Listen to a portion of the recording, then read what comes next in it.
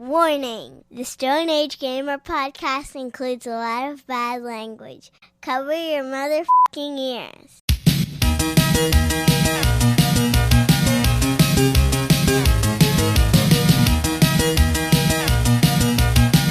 Good evening and welcome to the Stone Age Gamer podcast. I'm Chris Randazzo and joining me tonight is, next on Atari's list of acquisitions, Dan Ryan.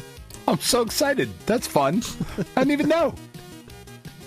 And our special guest joining us, the Immortal John Hancock. So excited to be here and talk video games. I can be myself and be nerdy. That's right. We love those things. Yes, John was nice enough to join us for a conversation about his YouTube channel, his Atari homebrew projects, and whatever the heck else we can think of to ask him about. Don't give up hope for that super cool Choice Provisions breakout game, because the Stone Age Gamer podcast starts now. Hi everyone, this is episode 516. It's the week of May 31st, 2024, and welcome for anyone new here. This is the official podcast of StoneAgeGamer.com. Dan and I talk every week about what's happening in the world of video games from a retro gamer's perspective, as well as whatever the heck else is going on in our lives. And speaking of which, we have a special guest. Hi John, how you doing? I'm doing great. Thanks for having me on. And really excited to just talk games and whatever else we want to ramble on about. Rambling is what we do best. It's what we're known for. All right, certainly. So, what's let's see what's new. What's new and exciting in the world of you fellas? Ooh, go ahead, Dan. I mean, well, I was just gonna say, it's been a couple of weeks since we last spoke. Right, yeah. Because we recorded. I forgot about that. Yeah, I know. Like, we recorded those two episodes back to back, and it just kind of it was kind of nice to have that little break, because, as I was just saying before we started, it was the girls' birthday this past week. They turned 15. Right, so now I've got 15-year-olds, which is really wild, man. You know, it's. We were talking about it with them and kind of realizing that this really is one of those weirdly not talked about milestone birthdays, because this is kind of the last one before you can, not that they have to, but when they turn 16, they can get a job. You know, they are going into high school. They're going to be driving in 2 years. Like, all of this stuff is going to start coming at a breakneck pace.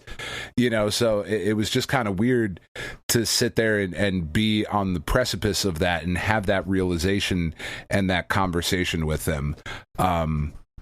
Because Katie is like, can I drive? Can I drive now? I want to drive. Let's drive. I want to do it. I want a car, and I want to be able to go and do and pick up my friends.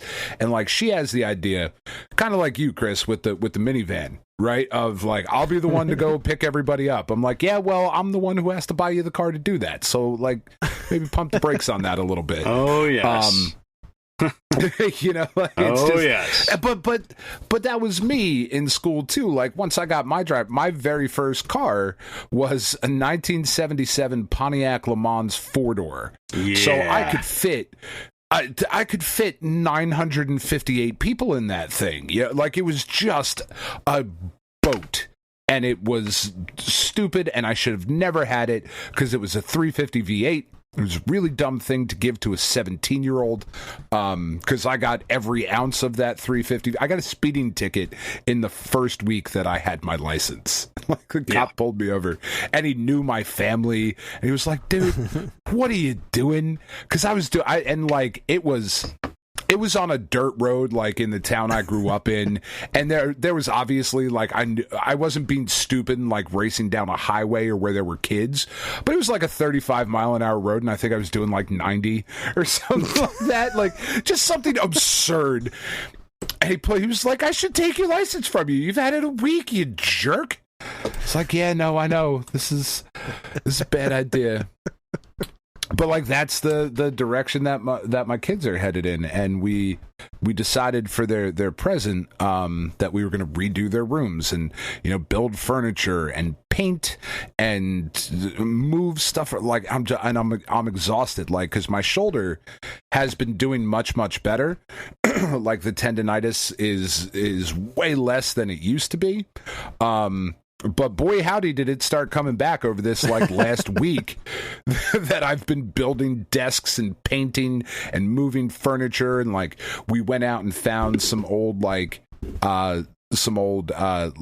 dressers and stuff like at this really cool like vintage shop, and like picked those up and painted them. And like, so I got to sand all the old veneer off, and like, it's just been a lot of work. And on top of that, the brakes went on my car. Like they started grinding into the rotor, so I had to so I did the brakes on my car, and then on Thursday the starter went on on Tiff's car.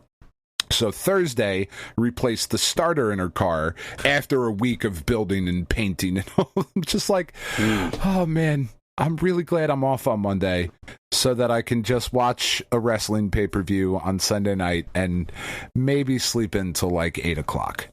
Because we also had, I think, 5 adoptions in the last week. Like, we adopted out 5 dogs this past week as well. So it's been a little busy. It's been a little hectic these last couple of weeks. Things going on? Yeah, just busy. A couple. Jeez, your kids are the same age as Minecraft. Ew. I kind of hate that. Yep. Minecraft celebrating their whole 15th anniversary this week. That's wild. I didn't even know. Yeah, I can relate. Have a 15-year-old, almost 16, and have a 14-year-old. And so my son has his permit. He'll be getting my old car soon. So kind of cut him the deal, the same thing my old man did with me. We're going to get you your first car, but I picked the car, and if you don't like it, you can buy your own, which means they're okay with my car, and they're okay. So I have kind of a piece or scion car, and but the car is basic transportation, and it's done me well for the last 10 years. And I'm going to be actually test driving a possible new car this weekend. So that's very exciting. Yeah. But what kind of car are you thinking about getting? I'm looking at a Kia Niro for a hybrid, 54 miles a gallon, and so the thing is though, I mean, I'm not real conservative, but I'm fiscally conservative. I've never owned a new car. So in my life, and so me neither. Me neither. It's something that I've been saving for years, and I've been doing the research, and me and my family are doing a 4-state road trip this summer. One of the many vacations I'm doing on top of going to Brazil with my wife. So we're looking at getting something economical. I plan on having this car 15 plus years, so that's what I'm looking at. That's awesome. Wow. So, we've got a Mazda 5 that was my wife's car. It's like a little minivan looking thing. Like, it's not a minivan, but it does have slidey doors. I don't know. Like, it could seat 7, but it's tiny. It's a weird car. It's very cool. But it started having problems where it's got the anti-theft mechanism on it is the key, right? So when you put the key in the ignition, it makes like an electronic connection inside the steering column. And one of the things that is known to go bad on these Mazda 5s is that connection between the key and the sensor in the steering column. Which sucks when you're driving and the car is just like, nah, just going to completely shut off, like completely and totally shut off.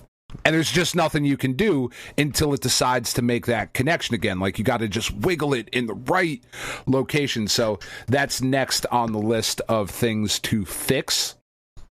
Because I am not a mechanic, but I do have drunken confidence and YouTube. Yes. So I will. Hey, I will be fixing that at some point. Hats off to you for doing that, and you'll do well. You know, and like I said, I've used YouTube. I had to use YouTube, no joke, to how to open up my wife's hood because for whatever dumb reason, Buick decided, you know what? Let's be stupid and let's make it complicated to open up your hood. And it's kind of funny because like even the tow guy did not know how to open up my wife's hood. He's like, I have no idea how to do this. So we actually pulled up a phone, watched YouTube, and that's how we learned how to open up my wife's hood. That's how I learned how to change the brakes. What was the secret? I'm so curious.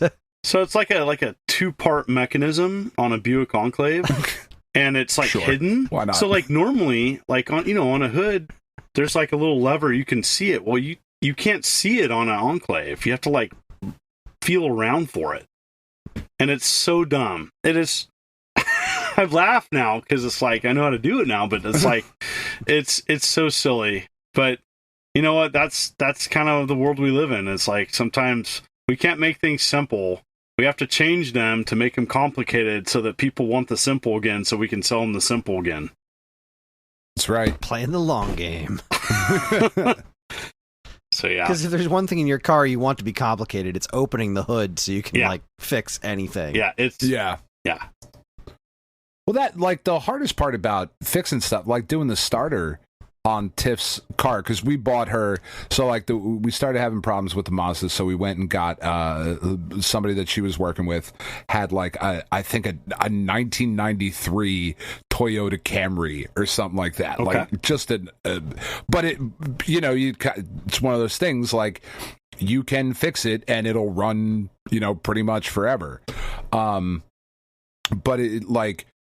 It just silly thing. To take out the starter, you have to take out the like the exhaust, so like what sucks the air into like the cooling box, and like all of that stuff, and you have to move that all out of the way. But the box that's there where your air vent goes into, or your air filter, I mean not your vent, your filter, where that box that goes into, you can take the top off of it, no problem. You disconnect a couple wires, whatever, and that you can put off to the side. But the bottom of the box has like a wire that is clipped into it. And on the 6 or 7 YouTube videos I watched to try and see if anybody else could figure out how to unclip this thing, nobody could figure out how to do it. So it was like, all right, well, the bolt you need to get to for the starter is underneath of this box. So get a friend, have them hold the box, you disconnect the box from unscrew it so you can lift it up in the air, and then you can get with an extension bar on your socket, you can then get in there. It's like, oh my God, this is so dumb. Why can't I disconnect? If I move this box, this is a 15-minute job. Because I cannot move this box, this is an hour-and-a-half job. This is very frustrating. Yeah. Brakes, super easy. I'll do brakes all day. Sounds frustrating. Come to my brakes. I'll do your brakes. It's not hard. I'll show you how to do your brakes so you can do them next time. It's a couple of bolts. Yeah, I went to do get an oil change for my car last week, I think. It was $100. No. Nope. It's like, I know how to do an oil change. I just don't have the tools. So guess I'm buying the tools now, because $100 for an oil change. Wow. Jeez. That's absurd, man. Like, I get it. I drive a Honda Odyssey and it uses synthetic oil, but still, that's like a good $30 more than it was the last time I had my oil changed. It's not a hard job. It's a screw. No, it's really not. Yeah. just unscrew on the oil pan. Like, and brakes are super easy. Like, that's kind of, as I've gotten older and more broke, it's been one of those things where it's like, I guess I'll go figure out how to do stuff now. That'll be, I guess, it's fine. Everything's broken and on fire, so I'll just figure out how to do it myself. It's cool. You know, they say failure is the best teacher, but I've always found that fire is the best teacher. I've always found fire near you. Empty wallet. Yeah. Fire near you is pretty good. Yeah. So it hasn't left me a ton of time for games over the last couple of weeks, but I did start playing. I got Animal Well that I really like. I know Rumpelman's mentioned it in our Discord, and I really want to check it out. It looks really, really great. Like it's a puzzle platform Metroidvania that kind of like tricks you into thinking it's a Metroidvania, but maybe not. I don't know. He spoke highly of it. His opinion's been pretty good so far on things that we've talked about in the Discord, and so like I'm pretty jazzed to jump into that. But I've been playing Balatro. Have either of you heard of this? No, have not heard of that. Balatro? I've heard of a game called Baltaro, or maybe I'm saying Baltaro. I don't know. So maybe it is Baltaro. Is it Baltaro? I don't know. It doesn't matter. It's the poker game. Okay, it's that is the one, right? I thought it was Balatro because it's B-A-L-A. Maybe I'm saying it wrong. It's Balatro, and it's a Latin word. I found this out today because I looked it up. This is not the game I was thinking of at all. All right, yeah, okay. Good times. Balatro, yeah. So I looked it up because I started playing this, and it's a roguelike deck building poker game, which is like it sounds really complicated, and I'm sure the deeper I get into it, it is going to get more complicated. But Steam or Switch? I'm playing it on PS5. I think it's on Steam and Switch. Like I think it's on everything. Yeah, I see it on Switch except here. Mobile. There's not like I looked to see if there was an app for it because it feels like it would lend itself well to that. Like what's really cool about it though is that you can add cards to your standard like deck of playing cards, and you can add all of these different jokers, and they all have different effects throughout the game. Like there's one that's like a relatively common joker that you get when you start out that multiplies your score, and as you're playing through, it's like it's broken down to where you have to beat like the small blind, the medium blind, and the big blind, and that's how you get through the round, and then it ups the ante and you got to score more points and yada yada yada throughout your poker hands.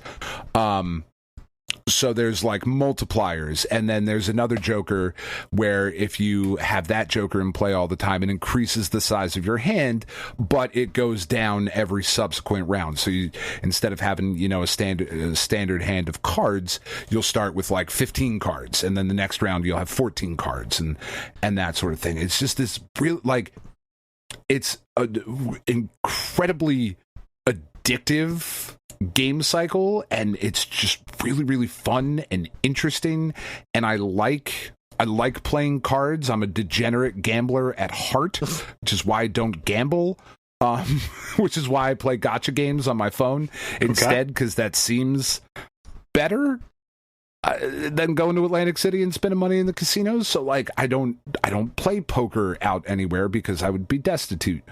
So this is a way to like also add a video game roguelike deck building, which I love deck building game, like card games and whatnot.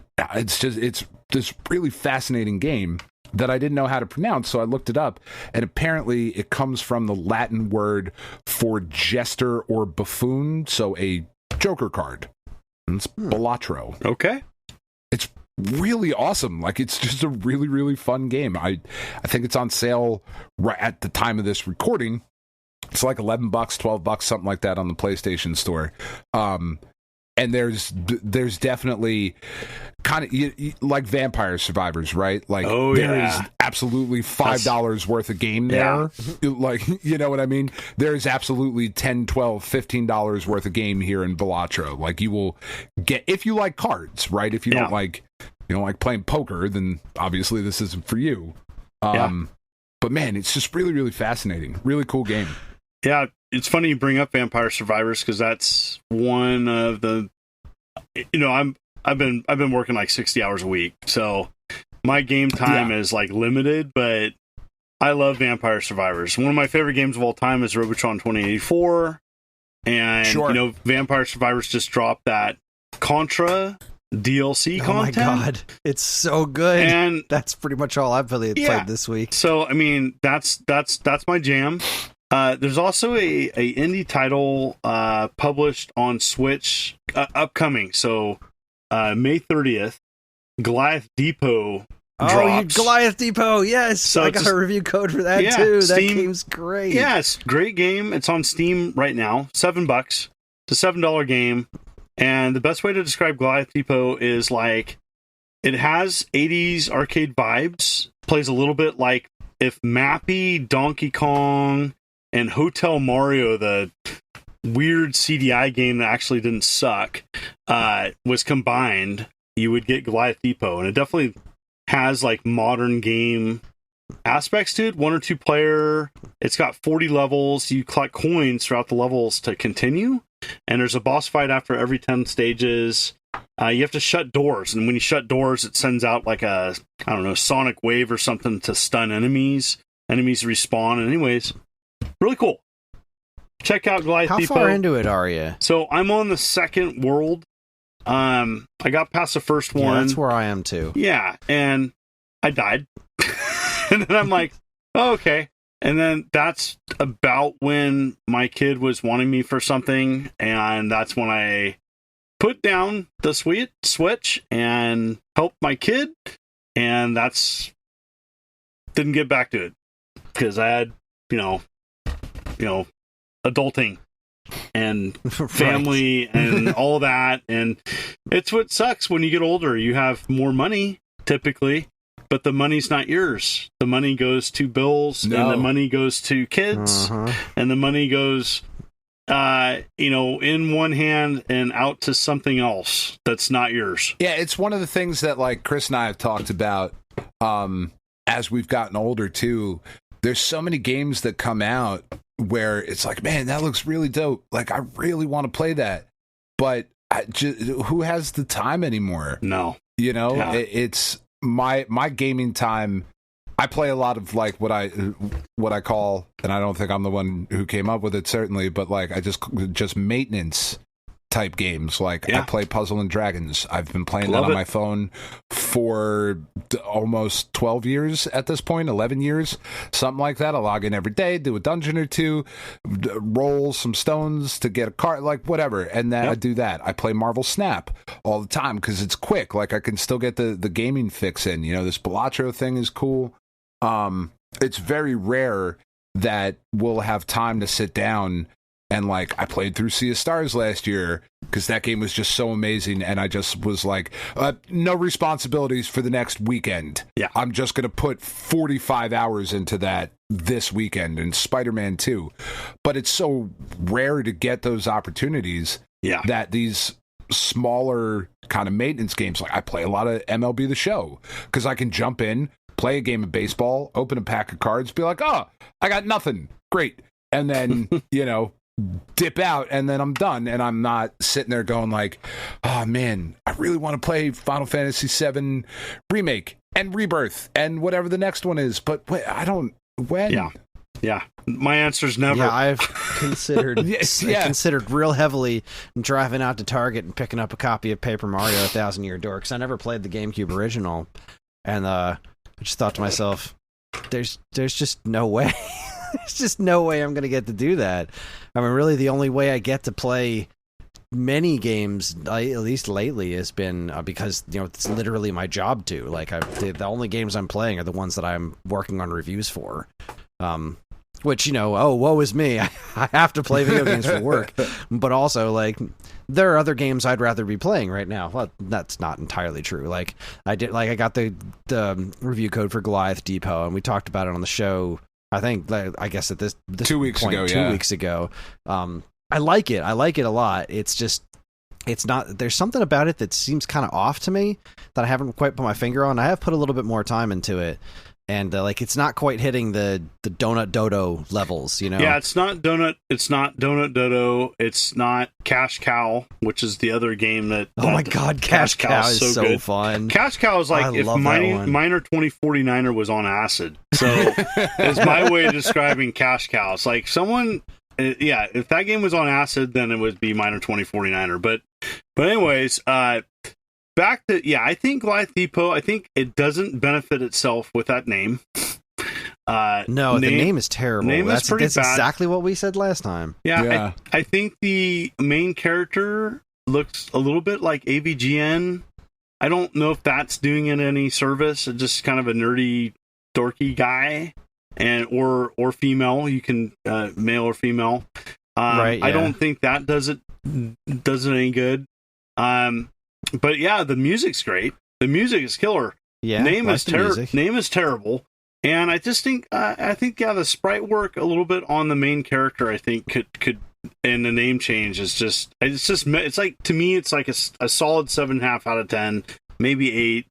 Don't know how long it is to beat, but yeah, definitely I will agree with you that it's missing something key to make it stand out.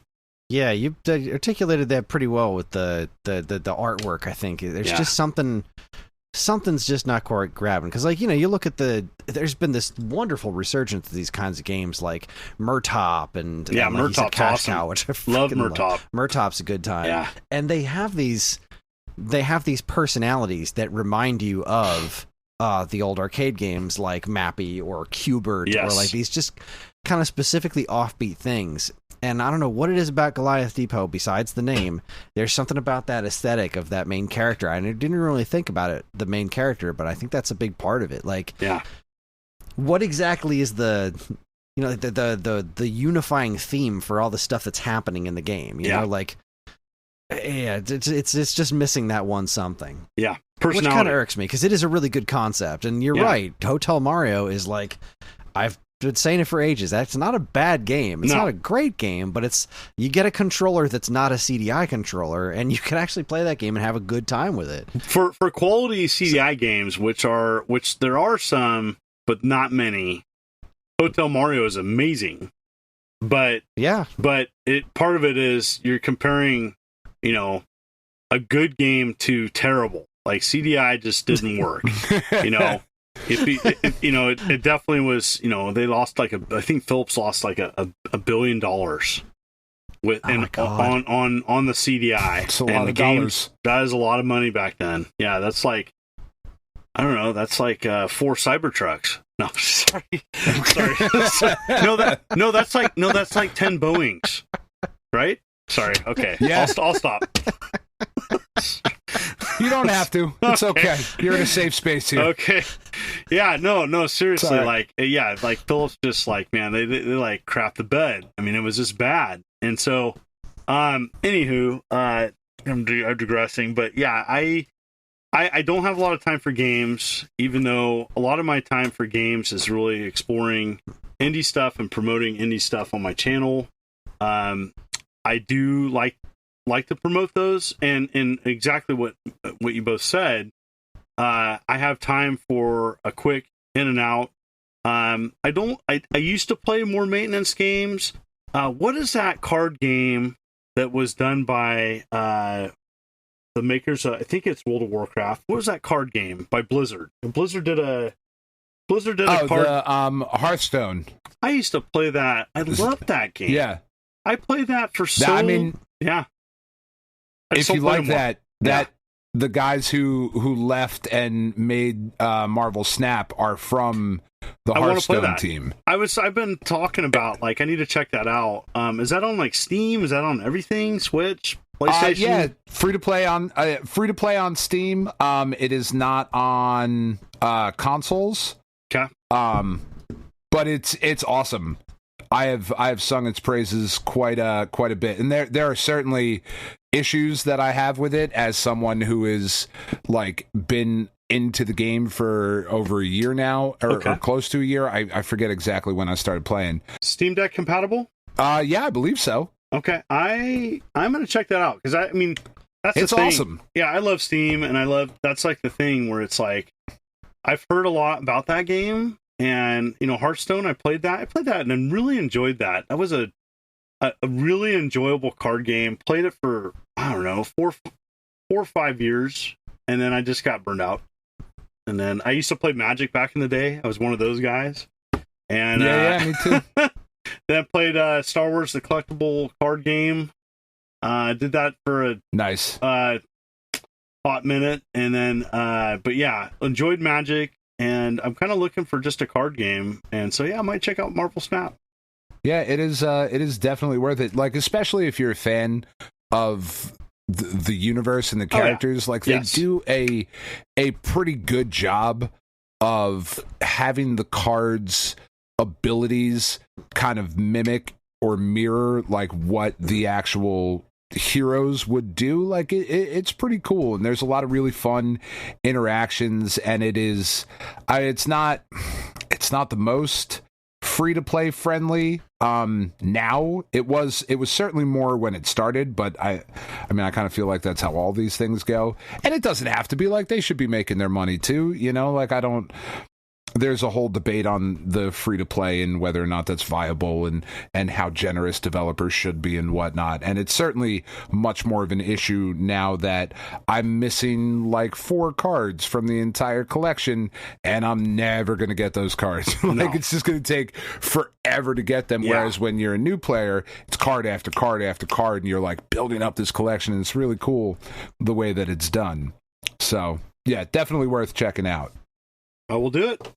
I'll check it out this weekend. It's Memorial Day weekend, and I am going to I don't know. I'm fire up my Steam Deck. What's great about Steam Deck? I've absolutely enjoyed having it, and this is a good example where checking out a game and actually, you know, having time to play a game. Shocker.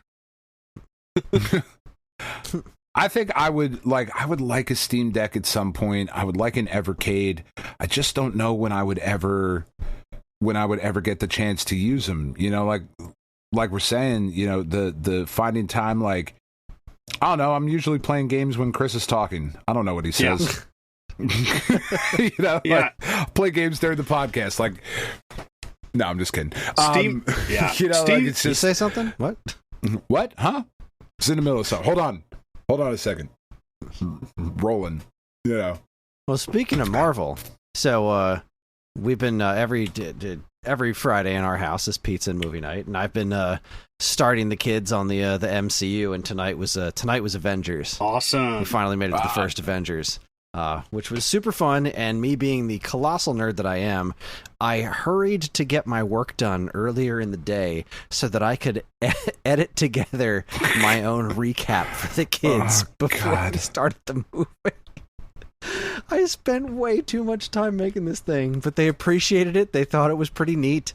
I caught them up on all the characters, and they enjoyed the heck out of it. You know, especially at the end when, you know, Hulk smash and the whole Battle of New York. They thought that was super cool. And immediately afterwards, John jumps on to. My son is also named John. He jumps on YouTube to look for All Bosses videos on Marvel Ultimate Alliance 3, which we played like 2 years ago. Nice. That filled me up with joy. It was a fun way to spend the evening. Have you watched any of the new Doctor Who with the kids? Not with the kids, no. But the most recent episode was fantastic. What, today or last week? Last week. Okay. Yeah. We'll save this conversation for another time. I'm really curious as to the kids' reaction to it, because it feels like it's now a kids' show. John has not been able to get into Doctor Who much. Karen tried with him a little bit, but it didn't really stick. Sure. And Ellie's just, you know, she's too young. She has no interest in it. All right. Yeah, my media stuff all over the place. So I was on a podcast talking about The Hunter from the Future. That's the 1983 cult classic. If you've not seen it, highly recommend it. It's like what if Land of the Lost, Planet of the Apes, and Star Wars had a baby, and had a discounted baby. The baby that was like, it's just like a really bad movie that's watchable. But then I'm a big Apes fan, so after seeing the new movie with my kids, they liked it. I have the Apes movies on Blu-ray. I got like the original Apes collection, and nice. I'm on the 4th one now, so they're starting to get kind of crappy. But yeah, I'm watching those again. I've watched all the Apes films, even the Tim Burton one. Haven't watched the cartoons. But I'm kind of like that. If I get into something, I'll watch everything if I can. Yeah. Finished X-Men 97. I won't say anything, but it's excellent. And like that, the cartoon. I'm all caught up. Yeah. Feel free to talk away on that one. Yeah, I that. finished that too. It's kind of weird how they have the crazy aggressive pacing they did with X-Men 97. And you look at like half the movies that Marvel's making, and it's like, man, you guys ought to look at what X-Men 97 is doing, because I think people want more of that and less about less of kind of the meh shows that are like, like I couldn't get into Echo. And it's like I tried getting through Madeline Webb, and it was just horrible for me. God. And I'm just like about 45 minutes movie into sucks the movie, on toast. I'm just like, I don't freaking care about this movie anymore. I want my time back, and I turned it off. And I felt good about that. I finished that one. Oh my gosh! Yeah. I finished Madam Web, and I only got through about, I don't know, 15 minutes of Aquaman. So I don't know what that says about Aquaman and Madam Web, but like it's not a good movie. Like, I don't recommend anybody watch Madam Web at all. It is a complete waste of time. Yeah. Yep. Agree. Yep. I enjoyed Echo enough, but I can see how that one wasn't super easy to get into. But it also wasn't, Yeah, I was a huge Daredevil fan. I'll probably try to revisit it. I've almost seen all of Marvel stuff, seen all the Star Wars stuff, more of a Star Wars guy. We'll see about Acolyte. Acolyte looks like Kung Fu Panda meets Star Wars, like Mortal Kombat meets Star Wars or something. I don't know. We'll see. I'm pretty excited about Acolyte. I think that reviews. Looks pretty good. Yeah, they're saying like Andor with like a Kung Fu twist. So I'm into that. I've not read. That sounds that sounds a great combo. That sounds like a good idea. I don't know. I haven't read anything High Republic, right? I don't do all the comics. I just do the main comic series, and I've never read the books. So High Republic is a new era for me. But I am also a Star Wars whore. I've watched everything there is to watch that is Star Wars. Yeah, and I even went and saw Phantom Menace back in the movie theater with my kid. And I don't like Phantom Menace, and so I did a ranking on my channel. Like, I'm 48, so that first movie was not great for me at all. And the second one was not good. The third one is like redeemable. Like, I can watch that again. See? Chris, I'm not the only one. The third one is watchable. I feel the same way, except like I find Phantom Menace to be watchable. I'm not going to say it's a good movie, but that one I find to be the most tolerable of the prequels. But I am not a prequel fan, really at all. Yeah, George. The second one sucks. The second one sucks, except for Yoda. The third one is okay. The first one is horrible. Yeah, the first one's like I also took my kids to go see Phantom Menace and in theaters, and I had no idea that Acolyte preview was going to be there at the end of it. That was a fun surprise. But like, yes, the movie's super bland. It's like kids were so bored. Yeah. But then when the cool stuff happens, they were like glued back to the screen again. When Darth Maul comes out and just attacks the Qui-Gon in the desert, they were like, oh wait, cool things are happening. Fun. The pod race is like super fun to watch. But like, I think I told Dan about it when the Duel of Fates at the end. Like, I forgot that you don't see Darth Maul's. You don't see him outside of his hood for the whole movie. No. Until the end. And like, I'm sitting next to my daughter, and when he pulls his, they open up the door and Duel of Fate starts, and I'm like, all right, kids, this is what we came to the theater for. Yeah. But when he pulls back his hood, my daughter goes, oh God. It was the best thing ever. She was just like, this terrifying. Oh, it was wonderful. But yeah, no, that's not a good movie. No, I agreed with your ranking pretty close. Like, you and I have pretty similar rankings overall. Yeah, it's I'm definitely, grumpy Star Wars fan. Rogue One, Andor, Empire Strikes Back, Star Wars Jedi. I watched Jedi 40th anniversary as well in the theaters. It was great, and I really loved that. But yeah, I just I think we can agree, no matter where you are with Star Wars, is some of the movies are very divisive. Like, I could say The Last Jedi, and people are gonna say creative, they loved it, or they're gonna be like me and be like, all right, this is the movie that crapped in the burrito of The Force Awakens. And just like, that's not how you do a sequel. That's not how you carry the torch. Why would you do that? So many problems with that movie. Anyways, it's just like, it really was a turnoff. And like, you take my hero of my childhood and make him a grumpy old man. And I don't know. I did not like the direction of that movie. But you talked to a bunch of other people and they loved it. And I'm not one of those people. I'm one of those people. Yeah. I loved Last Jedi. Yeah. That's the thing. I never really connected. It's so interesting to me as like, when I grew up watching Star Wars and there's no internet, right? And so all I have are my friends to talk to. And I never really got this unwavering sense of justice out of Luke. Like, I never got that out of him. And what I liked about Star Wars was, I guess I didn't really have so much a favorite character. Like, I always thought Leia was great. I loved Han Solo, but like I never really saw Luke as this unwavering paragon. So like when he shows up in Last Jedi, basically doing what Obi-Wan did, just what all the Jedi did. It's like, well, fucked up, I'm gonna go disappear for a while. Like that just felt so natural to me. And I loved watching him. When I loved that Yoda comes back and just smacks him on the head and be like, how do you still not get this? Yeah. you have missed, you consistently missed the point for ages. Yeah. And then, he goes out in like the most Jedi way imaginable of like, he doesn't fight him. He wins by not fighting. And I thought that was such a beautiful end for him.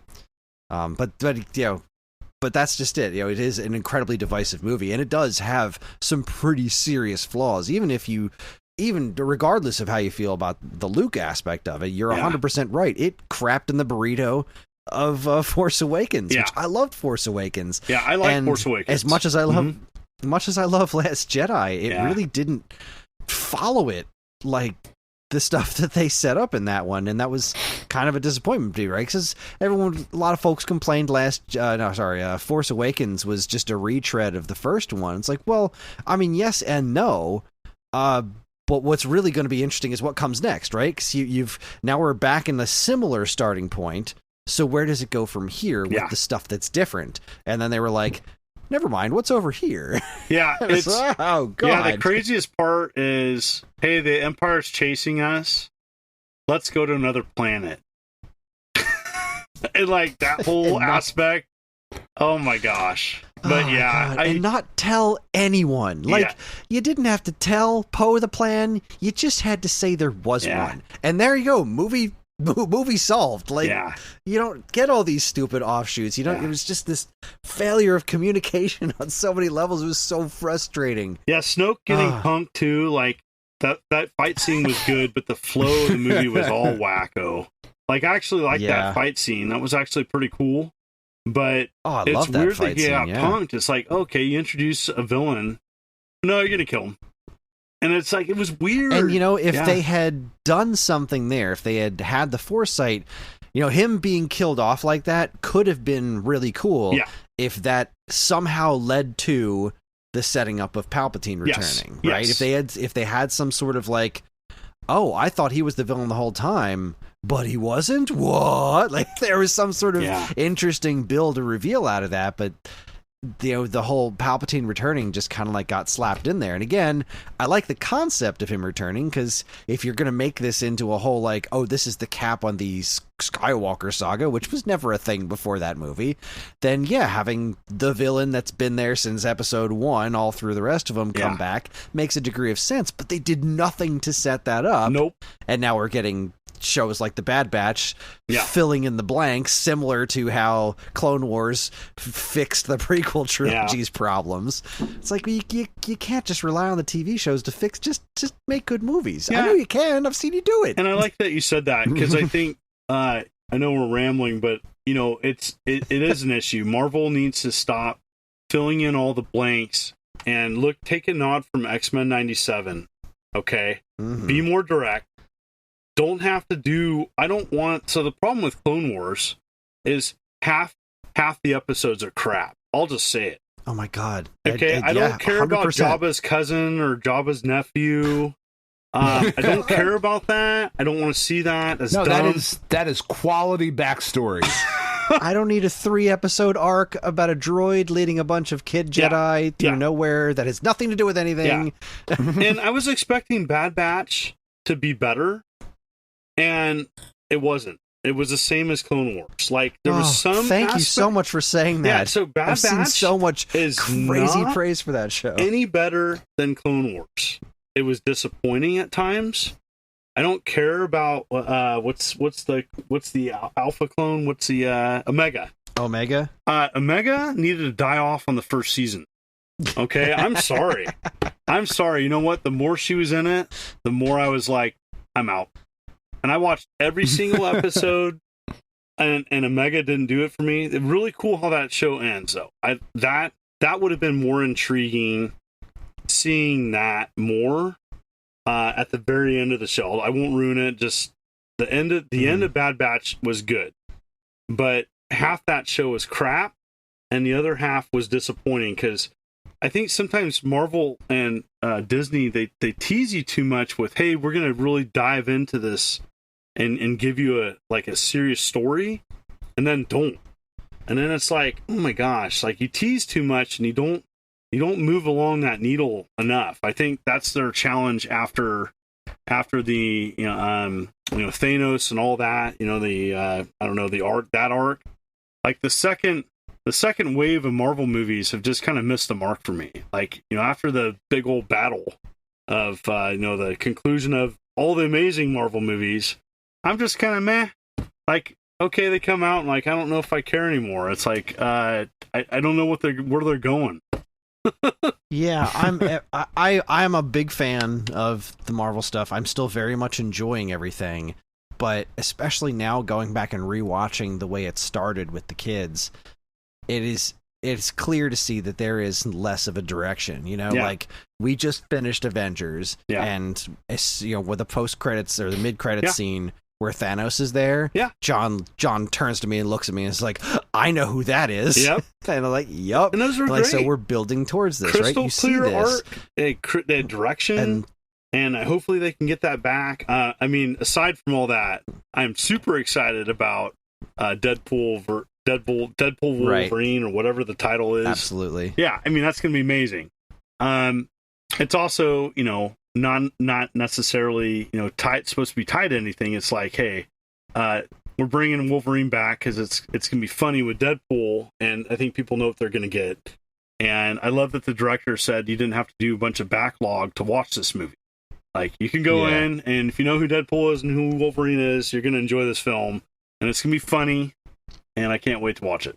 Same here, and I really I'm hoping that they do learn some lessons from X-Men 97, because it's been almost universally acclaimed. Yeah, and I love it. I want to see them do X-Men properly in the MCU, and they have a real opportunity to really clean all this up. I don't know why they decided to go with the multiverse as their next big thing, because multiverses are so inherently confusing, and like to go from Thanos and the Infinity Saga to go right to, and now here's a bunch of multiversal nonsense so we can do crossovers with alternate universes, and like, if they can clean this up, if they can, kill this multiverse saga, especially with whatever's going on with Kang, just bring this to a conclusion, and then let's get to work on Fantastic Four and X-Men and just kind of build the MCU from scratch again. Because he's like not appearing in this film anymore, right?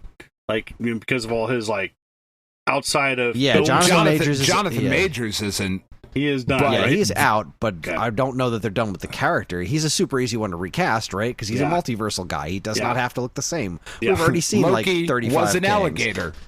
Yeah. Yeah. Loki was an alligator. Kang can be anything. Yeah. So, but I want them to wrap this up. I'm done with multiverse stuff. Yeah. I just wanted to. I want them to tell good stories again, and that's exactly what they did with X-Men '97. Yeah. They just told good stories. They ripped my heart out by killing my favorite character, and I did not see that coming.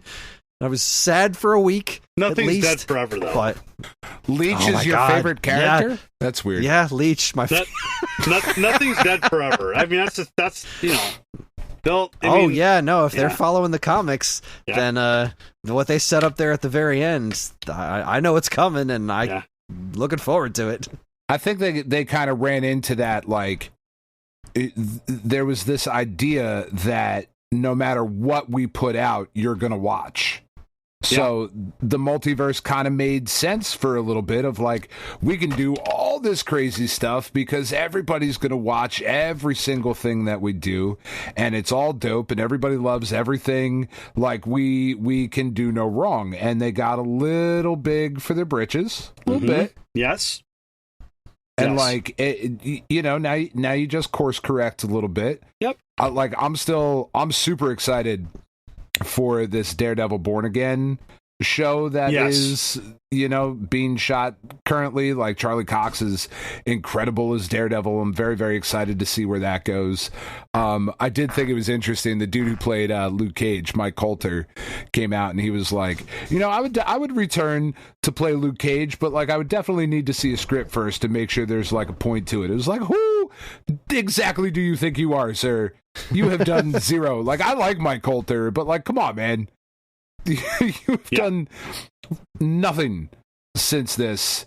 Come back, be Luke Cage, be awesome. Please recast Iron Fist, because that breaks my heart how bad that show is. I love Iron Fist so much as a character, and I just, ew. Yeah, Daredevil was great. Love Daredevil. Love Punisher. Love Punisher in Daredevil. That was great. Yeah. That was great. I like actually Punisher in Daredevil more than I think the Punisher show itself. But I love the actor. The actor is like the dead ringer for Punisher. But he did great. Yeah. So, but I loved the second season of Iron Fist personally. I mean, first season is a dumpster fire, and what's his face? Not great. It's Danny Rand. But he was so much better in the second season, and I was so mad at the second season because by the end of it, they made me genuinely want a third season, and then they never made one. They just set up all this cool stuff. Got Colleen Wing and Davros. What the heck? Yeah, Finn Jones. Finn Jones reminds me of a discount Leonardo DiCaprio. That's That's spot on. I mean, seriously. It's hard. Yeah. It's hard when he's supposed to be like, and there are certainly the arguments were made about like Iron Fist should be Asian. Yeah. Like he's a martial artist and all of that. And there was it comes from that era of like whitewashing in the comics, right? Which is problematic and all those things. But like that kind of ties in then to the story of like, this guy is such a good martial artist that he beat all the dudes that were here at the martial arts training school because he was so naturally gifted. And isn't this cool? And isn't this amazing? And then Finn Jones comes out and it's like, dude, no, you gotta be better, man. Yeah. You gotta be better. You're doing the Danny Rand bit, fine. The Iron Fist bit, where you're supposed to be like the world's deadliest martial artist. You beat a dragon. Yeah. Come on, man. This isn't working for me. Yeah, it wasn't working for me either. I agree. I think as a character, it was fine. The fighting was leaving lots to be desired. And I just couldn't. I don't know. It's funny. This is what I think about that show. I forgot about that show until you brought it up. So that tells me that show was crap because I didn't remember it and I didn't talk about it. And that's what I think about that show. Of that universe, I thought Daredevil's the best. It was amazing. Kingpin, the villain, the characters in Daredevil work. I thought it was a great homage to kind of an overlooked. I think he's popular, but I don't think he's popular like some other Marvel characters. I thought they did the character justice. It was intriguing. The character build in that show, and I really am excited about what they're going to do with it moving forward. Well, and that's almost the most damning criticism you can give anything, right? Like, and I'm sure you've been in the position where it's like, I got sent this game to review, and I can tell you absolutely nothing about it. I totally don't even remember playing it, and that's like, that's more damning than even being like it sucks. Is that I just have no memory of it whatsoever. I forgot it, and that's. I'm having that problem with Pac-Man Chomp Champs right now. Yeah, I keep forgetting that game even exists. Yeah, I wonder. I don't even know what review code for it. Did we talk about that, Chris? Again, I was probably playing a game and not listening to you. I think I mentioned it before when I first got the code, and so I'm supposed to review this one for Nintendo Force, and I just don't like it, and I can't. Again, I'm having a hard time articulating exactly why. It's just. It's never taken me less than a minute to connect to an online match. It doesn't run smoothly, and it's just not all that fun. It's on paper, it's a neat idea, but every time I've played it, I've just been like, I don't get any exhilaration out of it at all. And I love Pac-Man. I loved Pac-Man 99. I had a blast with that, but this is just not scratching that itch for me. Have you played it? I have not, and the thing with Pac-Man, I know Namco, they're looking at, that's their icon and that's their, their evergreen character that they're going to try to push into everything. Pac-Man doesn't work with everything. Pac-Man is a great Smash Brothers character. Pac-Man Championships, those championship editions are great. Those are amazing. Those are so fun. The Pac-Man Museum Collection, that's like classic Pac-Man compilation. I love the Pac-Man 256, which is a phone game that totally worked. That one's pretty fun. I gotta say, for like a maintenance game, that's fun. I played that for several years. But I saw Pac-Man Champs. What is Pac-Man? What is it? I saw it. It's got some weird battle tunnel something. Yeah, I just call it Chomp Champs. It looks like it doesn't look as fun as the Championship DX or whatever. All that. And they added a bunch of fruit and multiplayer and don't care. Like, to me, it just is like, it's kind of like Super. It's only multiplayer. It's kind of, okay, well, that. It's only online multiplayer. There's no single player at all. Oh, man. And the whole point is that you go, so you have your stage, and then everybody else who's playing has their stages, and you can go into other people's stages and, like, mess around with them and, eat their ghosts and eat them if they're small and you got a power pellet. And, like, as you're playing, it'll give these objectives. That sounds like a really cool idea. It does, right? It actually sounds like a fun idea on paper. Give you these objectives while you're playing and say, eat 5 ghosts in somebody else's stage or something like that.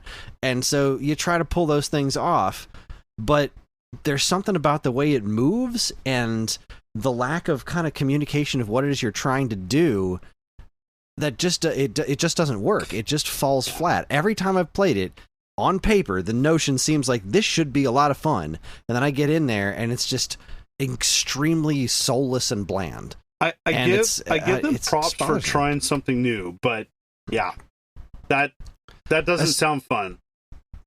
Especially after Pac-Man 99, which was like, again, it was this real simple yet effective a way to make Pac-Man into an online, massively multiplayer thing, and that game was a blast. I had a ton of fun with that. But this is not that, especially since it's $20 on its own, and all the cosmetic things are things that you buy. Like it's just chock full of microtransactions, and it's just kind of a gross game, and it's such a huge turnoff. Yeah. And I keep forgetting I have to review it. Like I'll go like 4 or 5 days and be like, all right, I know I got something. Oh, right, I'm supposed to review this dumb Pac-Man game. Let me try it again. And then I'll play another couple of rounds and be like, man, I should have just been playing Vampire Survivors again, because this just is not... And on the opposite side of the spectrum, you have Vampire Survivors, which is another one I'm reviewing. The Operation Galuga stuff, which I just got the character with the spread gun the other night, so now I have the spread gun, which is nice. I love the way the spread gun works. Oh, right, I beat that one, and then I unlocked Brad Fang. I haven't played him yet, but I unlocked him. That's as far as I've gotten in the DLC so far. Awesome. And that game is just the gift that keeps on giving. Oh, yeah. The DLC is dirt cheap. The game itself was dirt cheap, and like those that is a company that gives a crap. They care so much about their product. And I'm so glad it's finally on PlayStation for PlayStation owners to finally get. I play it on Switch because I'm a Nintendo goon, but I cannot say enough good things about that game. It's freaking phenomenal. And this Contra DLC, because when they did the Among Us DLC, I was so shocked that they managed to take gameplay elements of Among Us and apply it to Vampire Survivors. Like, I figured it was just going to be skins, and they're like, no, we're actually going to make this work like Among Us, sort of. And they did the same thing with Contra. Like, the little football things are flying across the stage, then they give you the power-ups, and all the Contra weapons have their own unique power-up system with the little briefcases and stuff. Like, I'm in awe at these guys, and I cannot wait to see what they do next.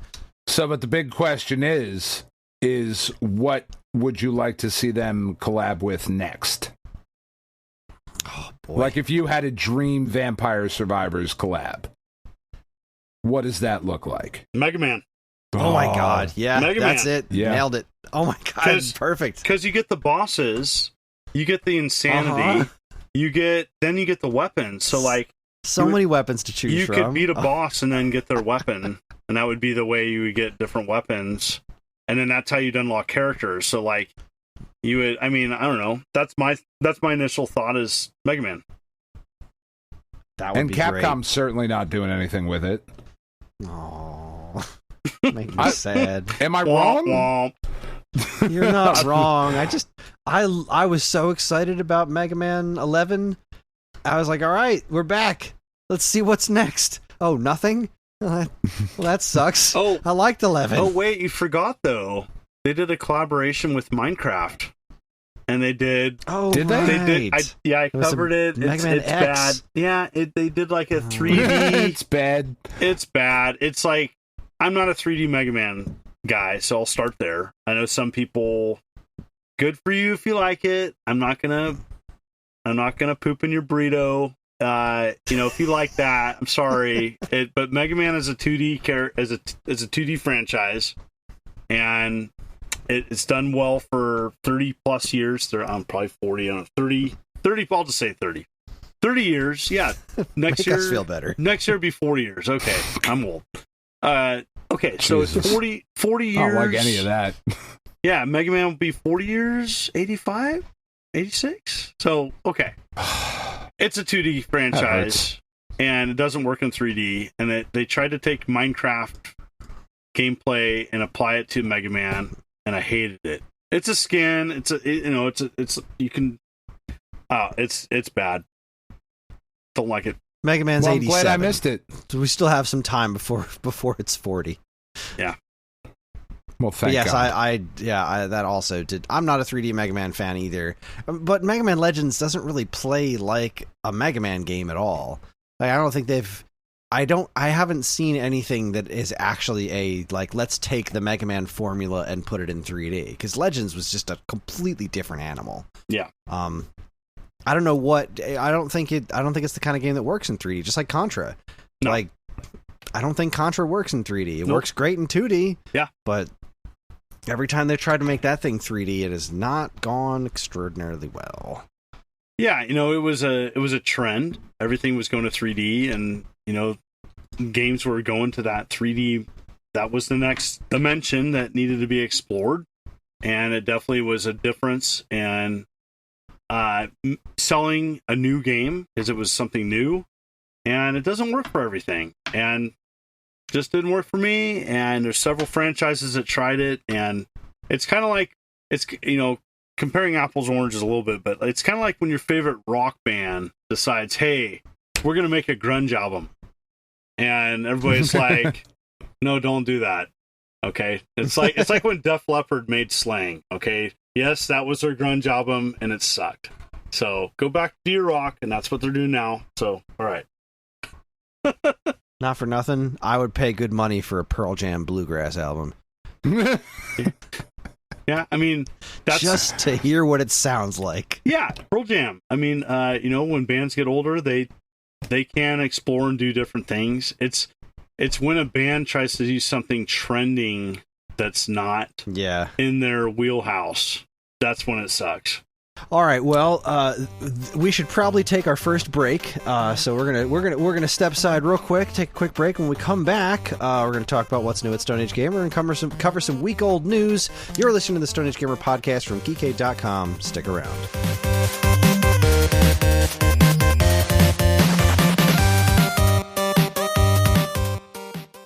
And now here's a quick look at what's new from us and our partners at Geekade.com. First up, on this month's episode of this week's episode, it was Evan's pick, and he chose the animated comedy series Grimmsburg. Does John Hamm, yes, that John Hamm, the one you're thinking of, have what it takes to make it in the cutthroat world of animated comedy shows? Or would we all rather be watching Mission Hill because that show rules? It does, in fact. I love that show. Big Bong. It's so good. That show, oh my God. Mwah. 10 out of 10. I wrote this commercial just for you, Dan. Oh, God. And thank you so much. Like, you know me so well. I feel so seen and loved and all of those emotions. Plus, Karen catches up on the latest episodes of Call the Midwife. That show's still on? Yeah. And she gets all midwives. Really? You'd think they'd be moving on now to, like, I don't know. There's a joke there that I can't think of. Angie gets all Scottish with Outlander, also a show that's apparently still on. Chris checks out Akira Toriyama's Sandland, and a whole lot more. Don't miss this week's episode 276. Do Lothcats have buttholes? I hope so. Well, Angie was doing some. She was doing some art for a convention that she was working that weekend, and she wanted to do like. Not mainstream Star Wars characters. Sure. And I was like, you should draw a Lothcat. And she looked him up and was like, oh my God, I need to draw that. And then she asked, as she was drawing, I was like, wait a minute, do they have buttholes? I was like, I honestly couldn't. Look, I'm a Star Wars nut, but I could not tell you off the top of my head if Lothcats have visible buttholes in their appearances during the shows. So, I don't know, look it up. One would have to imagine that's a yes. Right. If one were to imagine such things? I think about Star Wars a lot, but I do draw... I can't say that I've given that much thought to the anatomy of Lothcats. Well, and perhaps that's why we're struggling the way that we are, Chris. Have you ever considered Clearly, that? I'm not a real fan. It's true. You're really not? You're not? I'm going to go post about it on Twitter. Next on the all-new SNES podcast, there are possums flying through the skies. Why? Because they have jetpacks. Greg and Joe spend some quality time with the Super NES sequel Sparkster and talk about how it's aged, how it stacks up against the Sega Genesis original Rocket Knight Adventures, and how it differs from another game with the same name. How much money do you have to spend to get Sparkster on Super NES today? Why aren't there more rocket-powered rodents in gaming? Find out in the SNES podcast episode 234, Sparkster. Finally, if you're like Chris, and you shouldn't be, he's a terrible person, just an absolute garbage human being. Sorry. I didn't write that. I know you're not. I know you're not like Chris, but you've probably seen the 80s classic Heathers. Honestly, who apart from Chris has not seen Heathers at this point? There's a musical. My kids have seen Heathers. If you're like Chris, which you shouldn't be, as we've discussed, you haven't seen Heathers and have to rely on doing a podcast with your friends to make sure you hit all the cultural touchstones you missed out in your youth while obsessing over Nintendo, other nerdy nonsense. So, how does a grown man react to seeing Heathers for the first time? Can anyone resist the dreaminess of young Christian Slater? Spoiler warnings, you can't. What sort of ridiculous stories will Sean tell this time? Find out in a theater near you, episode 40, Heathers. For all this and more from us and our partners, be sure to keep your eyes on Geekade.com.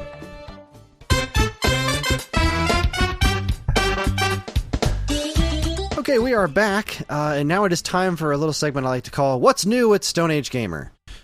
First off, I will start by saying that we are now in week 7 of me still waiting to receive Power Base Minis. Yes, I want Power Base Minis back in stock, and the people we ordered them from have still not delivered them to us. Power Base Minis coming soon to a Stone Age Gamer near you. theoretically. Maybe. Maybe someday. We got a new product called the Thunder Dream. It's a power supply replacement thing for the Dreamcast. Sold out super quick because it got reposted on Twitter a bunch of times and reported on by RetroRGB. So we sold out of those a lot faster than expected, but hopefully it won't be too long before we get those back in stock. The store was on a local Ohio news report called Valley Spotlight, where you see a rare appearance of one of our owners, Andy, on camera. And he did a good job. He's always so terrified to go on camera. Like, he won't come onto the show because he always thinks he's going to ramble too much. Like, he's listened to the show before. That's a rambling is literally our bread and butter. But no, I think he did a really good job. And other than that, we've just been able. Were they able to get Ryan off of his yacht to make an appearance, or was he just? No. He was off of his yacht, but he was counting his $1,000 bills. The whole time, just in the background. He deserves it. Very rich company. Yeah. And other than that, we've just been continuing to survive the onslaught of the PSIO update nightmare that landed in our laps. If you still have a PSIO and still need you to do your update, please fill out the form on the website, and we will get it taken care of for you. And hopefully, once that's done, I never have to update anyone's serial numbers for PSIOs ever again. But that's basically it for new at Stone Age Gamer, besides focusing on our Memorial Day sale, which is happening right now. This information is completely useless to you because it's a week ago when this goes live and the Memorial Day sale is over. So that was a big waste of Happy time. Memorial Day, though, everybody. Yes, indeed. For those of you who observe. All right, now that that's out of the way, it's time for everyone's favorite segment, Week Old News. Welcome to Week Old News, where we talk about all the news that was new a week ago. And we're going to start off with, Nintendo Life reports. Why is my computer going slow now? There you go. Minecraft celebrates 15 years with Switch eShop anniversary sale, 50% off, free items for a week. We just talked about this a little bit ago. Minecraft is 15 years old. Isn't that fun? I had no idea, man. That's I really crazy. Legitimately didn't. I don't like how old things are. It bothers me quite a bit. Especially me. Yeah, especially me.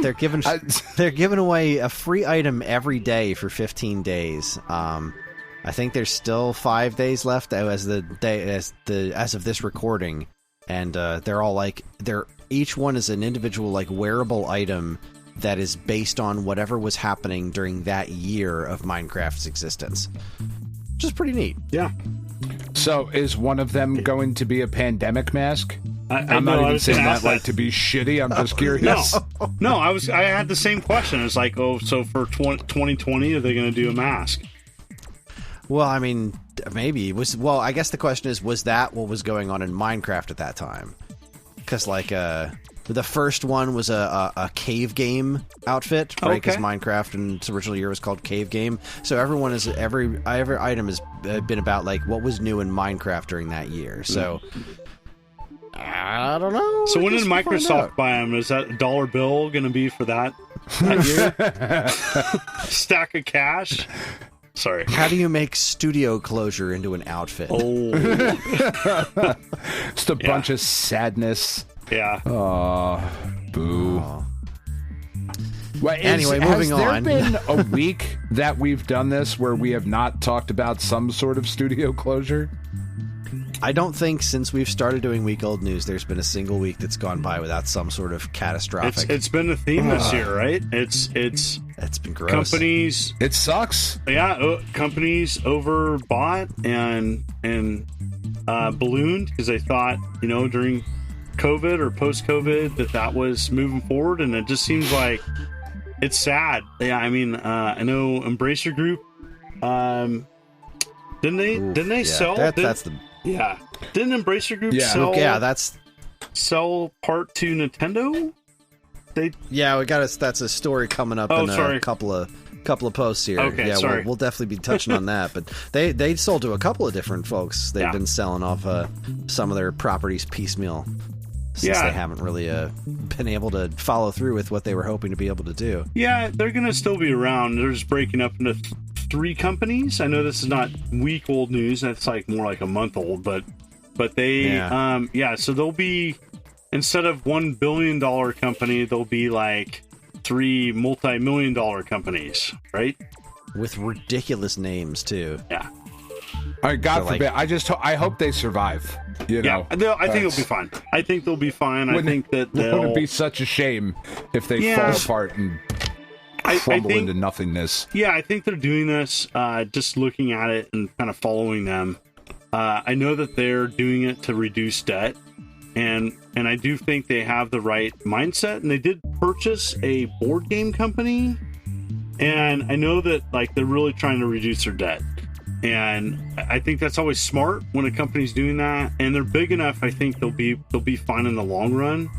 But it's like everybody, like what you're saying is like there's been a closure every week it seems like every week, and it's terrible. And right now it's just industry wide. And I think companies are like, well, we overbought and we overpromised. Now what?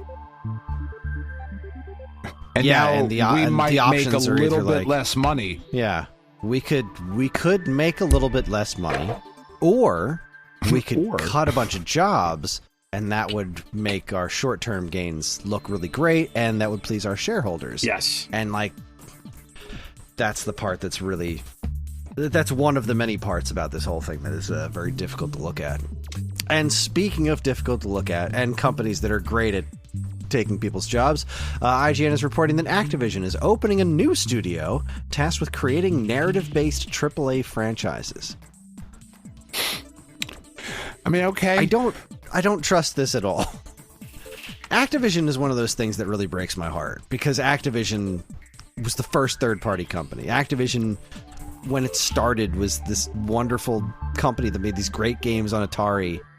And when you look at the company that it is now, it makes me so sad. It's just like, I love the fact that Activision is still a thing, but I hate that it is what it is.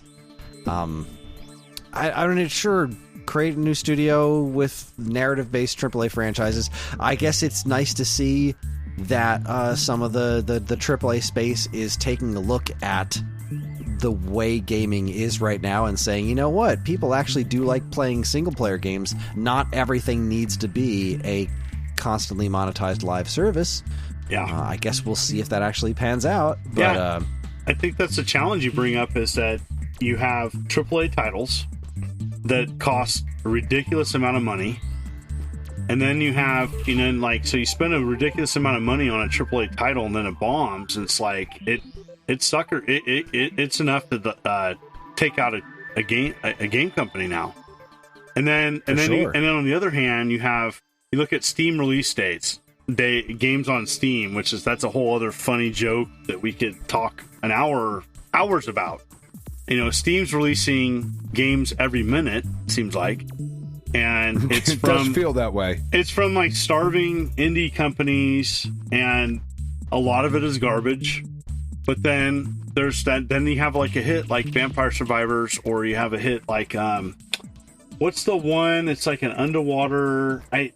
I'm embarrassed that I forget the name of it. It's you're like underwater exploring. But then it's like you're like managing a restaurant, like sushi in it. Dave the Diver. Thank you so much for finishing that forgotten thought of mine. Dave the Diver. So then, for every 1,000 indie titles, you have one like that makes it. It's great. But it's like you have all these indie titles that are like, putting second, third mortgages on their houses to make it. And then the rest just... don't make it.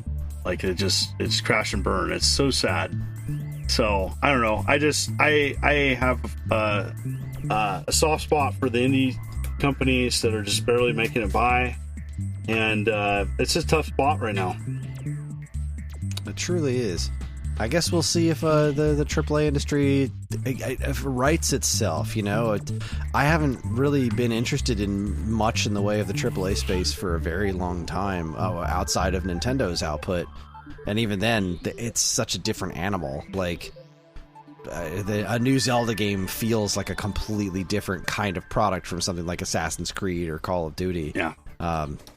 And I stopped having interest in that stuff. I prefer indie games myself. I love things that are pick up and play and that have some kind of, a real soul to them. Like, yeah. Thank you for saying that. You can tell when something's made with love. Yeah, soul is, I think, exactly the word I was thinking of. And you get a too big of a project and you forget your direction, or you don't feel like you have a say.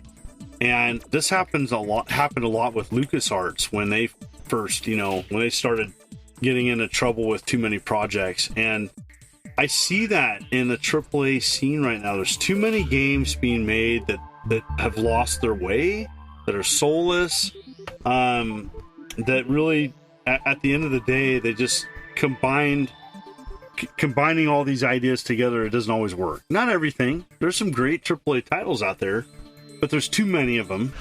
And there's too many that are trying to be a clone of something else that's better.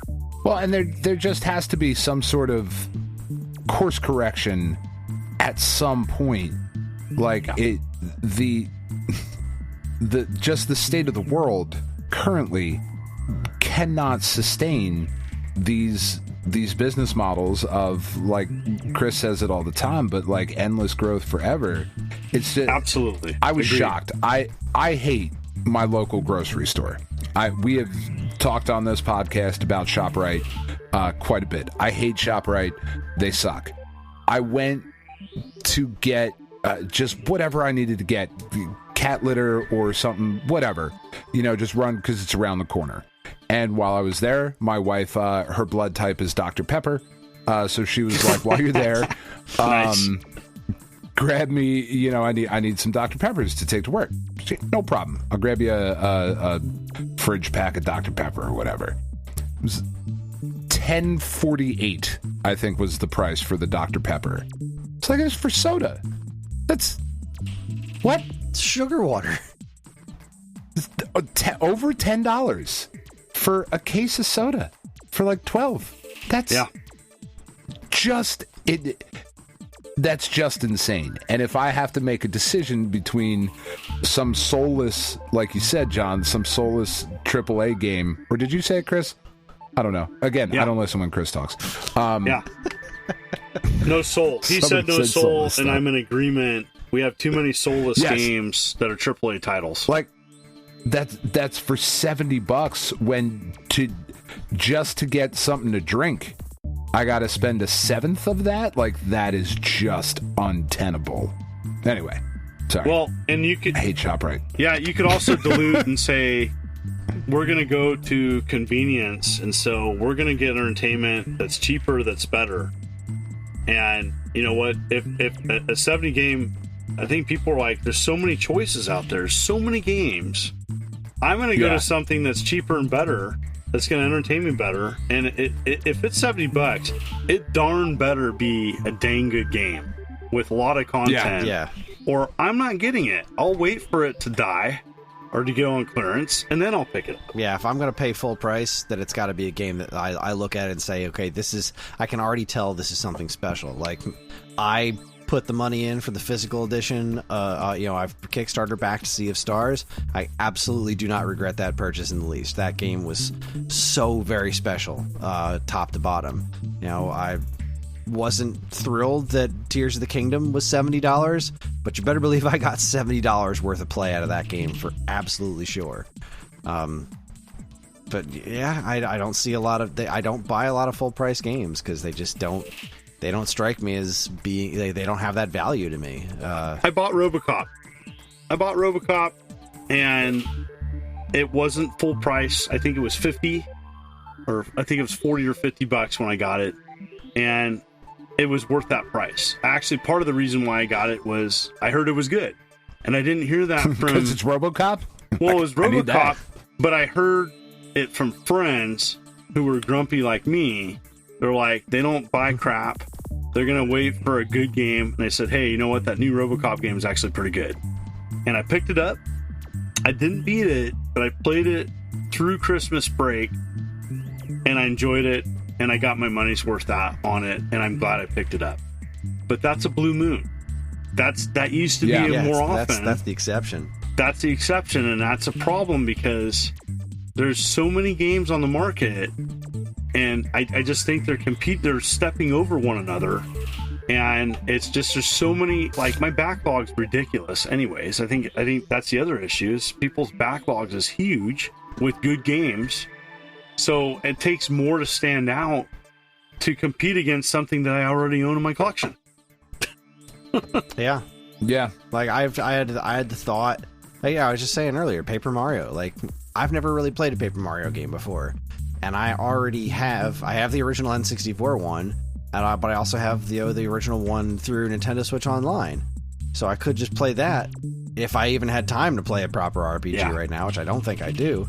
But, like, I'm really interested in Paper Mario 1,000 Year Door. Everyone keeps telling me that game's amazing, and I've never touched it. I really wanted to play the Another Code games, right? Because I remember playing, like, a couple hours of Trace Memory on DS back in the day and thinking it was pretty interesting. But, again, like, I looked at it and said, this is clearly worth the price tag, but I just don't have the time, and I'm playing other games right now. There is so much good content out there, which is also buried under garbage content.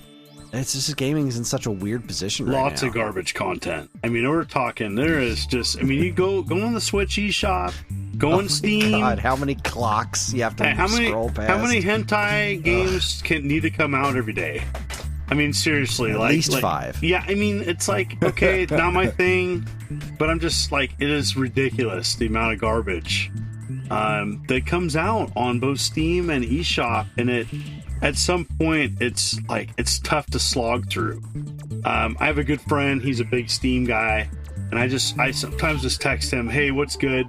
And he'll give me like 5 games, and I'll go on Steam and I'll look at the 5 games and I'll choose one that's like decent, and I might pick it up. But yeah, there's so much on there, and it's hard to navigate sometimes. Yeah, I mean, I was visiting a friend of mine, Mike, and he and his roommate Rauchi were showing me all their Steam libraries, and I avoid Steam like the plague, because if I don't, then it's just going to get worse for me. Yeah. There's so many games on Steam that I'm sure I would love. And we were sharing. They were showing me off a handful of like games on Steam that they thought were really cool that I'd like, and I was like, yeah, I'd probably like all those games. And actually, tying it back to you, I recommended to them Millie and Greg, which I found out about from your channel, talking about it on Atari VCS. That game's great. Yeah. But yeah, that's Steam scares me. I cannot get Steam. Because if I do, then it's all over. My backlog is already insane. Adding Steam sales where you can get phenomenal games for like 40 cents a piece. Like, I can't do that to myself. I just can't. Yeah, I caved with the Fallout sale because I watched the show, loved the Amazon show, and then every Fallout game for $50. And I'm like, how do you say no to that? I mean, it's like, it's hard. And I don't have time to play them. But I was like, that's every Fallout game. Okay. I make the joke all the time. How can I afford not to buy it? Yeah, it's right. Yeah, I mean, it was great, and I bought it, and I'm glad to support those sales, because that's the amazing thing about Steam is their sales are better typically than console sales. And for sure. And that's what's made the Steam Deck a thing for me, is the sales where I can, for less than a cost of a burger, I can buy a classic game or an indie title that I've been waiting to get on sale. And I've just been picky and choosy, but yeah, I mean, I've really enjoyed it. But kudos to those sales. All right, well, moving on, Kotaku is reporting that Super Mario 64 player cracks 28-year-old mystery behind unopenable door. This was a neat little thing to watch. I actually didn't even realize this was a thing that people were trying to figure out. Like, I just kind of assumed that you couldn't open that door in the Cool Mountain stage because, the way the game loads. But they figured out how to open it and get through it, and I don't know, it's freaking wild to look at. You guys follow this story at all? No. I heard a different Mario 64 story, but I don't know if it's a week old.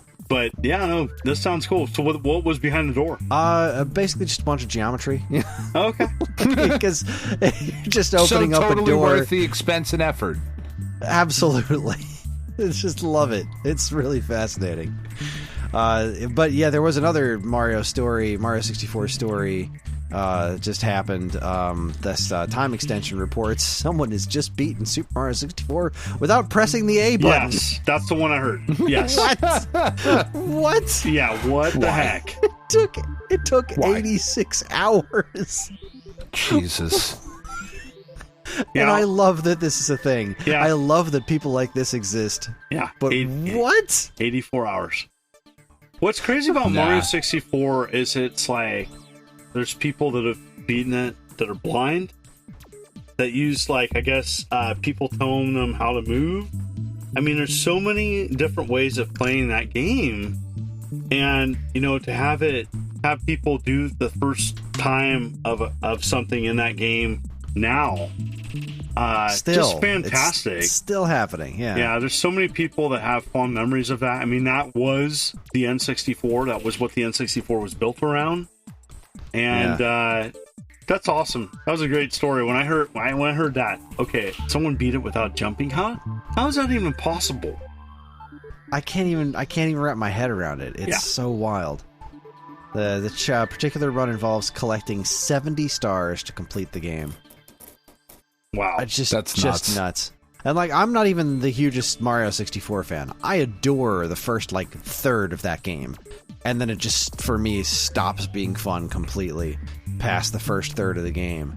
But I love everything surrounding the game. I love everything about the way it was made, the evolution of how it got there, how it revolutionized 3D gaming and made it fun and workable. And this crazy speedrunning community. Like, what was it? Carl Jobst, I forget how to say his name, posted some video about how speedrunners were cheating in the game or something like that. It was just an utterly fascinating deep dive into the entire speedrunning community for it and figuring out how to do this one specific kind of jump.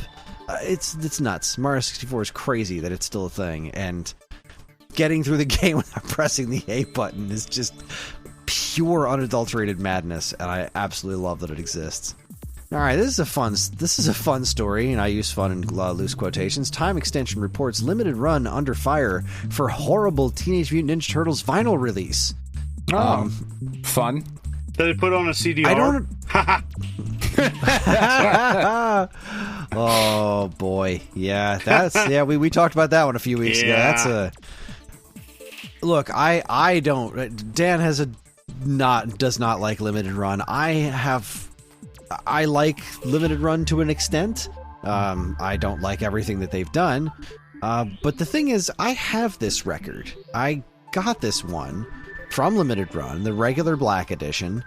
I've listened to it a half a dozen times. I have no earthly idea what these people are talking about. I'm looking at the tweet that's they have broken down these sound waves into these I don't know, these just compressed audio, Vorbis, OGG, lossy, they're using all these words, and I'm like, okay, I have the record, put it on my record player, and I didn't notice anything sounding off.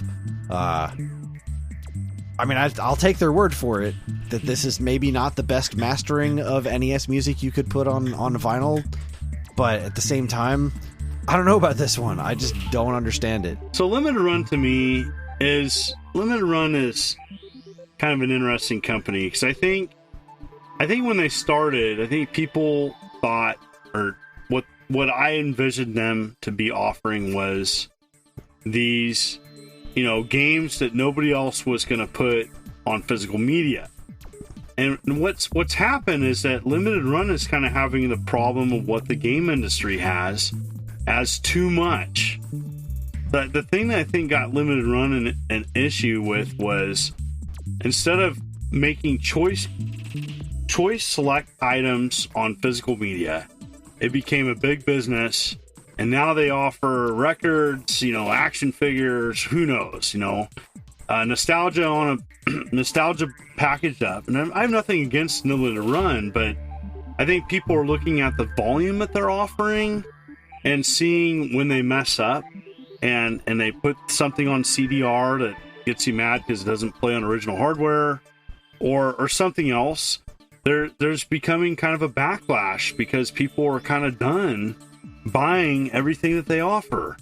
And it might be limited run on a particular item, but they might need to rename their company Too Many Things.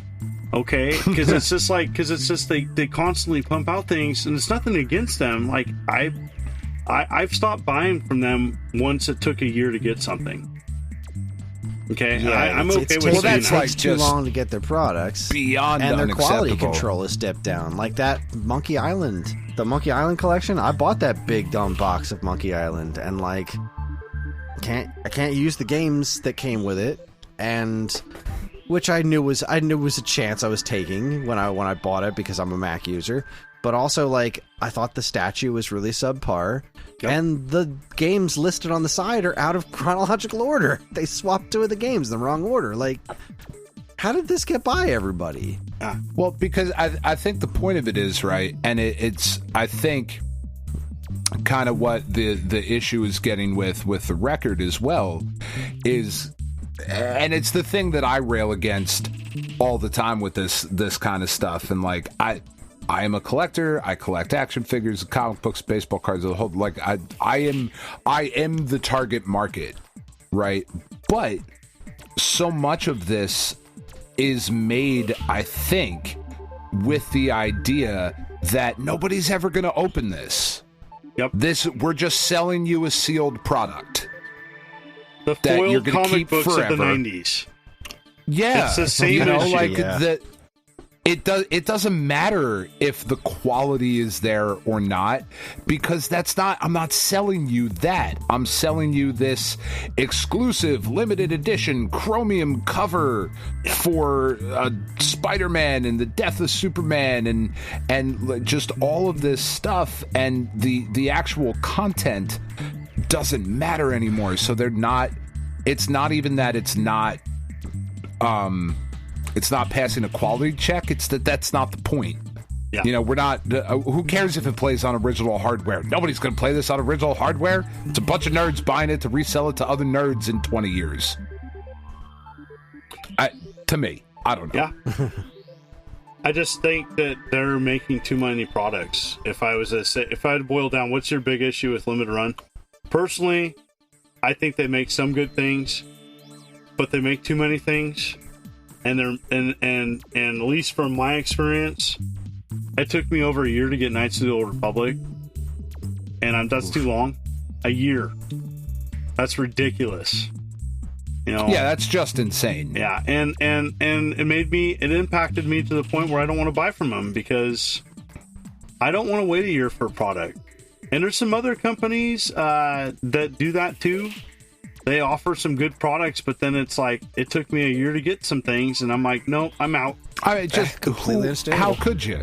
You know, like, that's just not a viable business strategy. I'll get it to you. Yeah. Trust me. At some point. Don't worry about it. Why you ask your questions? Yeah. Sorry. It's getting a little too real there for a minute. It's a little too East Coast.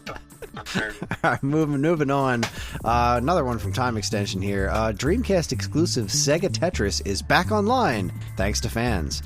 I did not know that there was a Sega exclusive Dreamcast Tetris game. Huh. I had no idea this even existed. That's because you're not a real fan. Clearly. I love me some Dreamcast. But yeah, I had no idea that this thing even existed. But now fans have gotten it back online.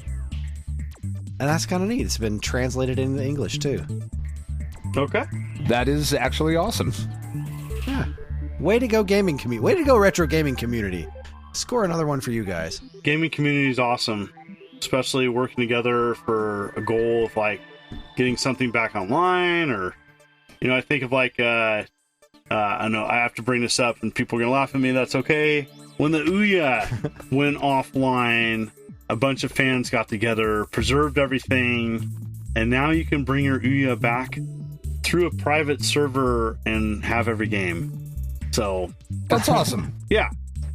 So, that is awesome. Yeah, chalk one up for the gaming community. They're awesome when they work together for a common purpose, for a focal point that serves and benefits everybody. Nice.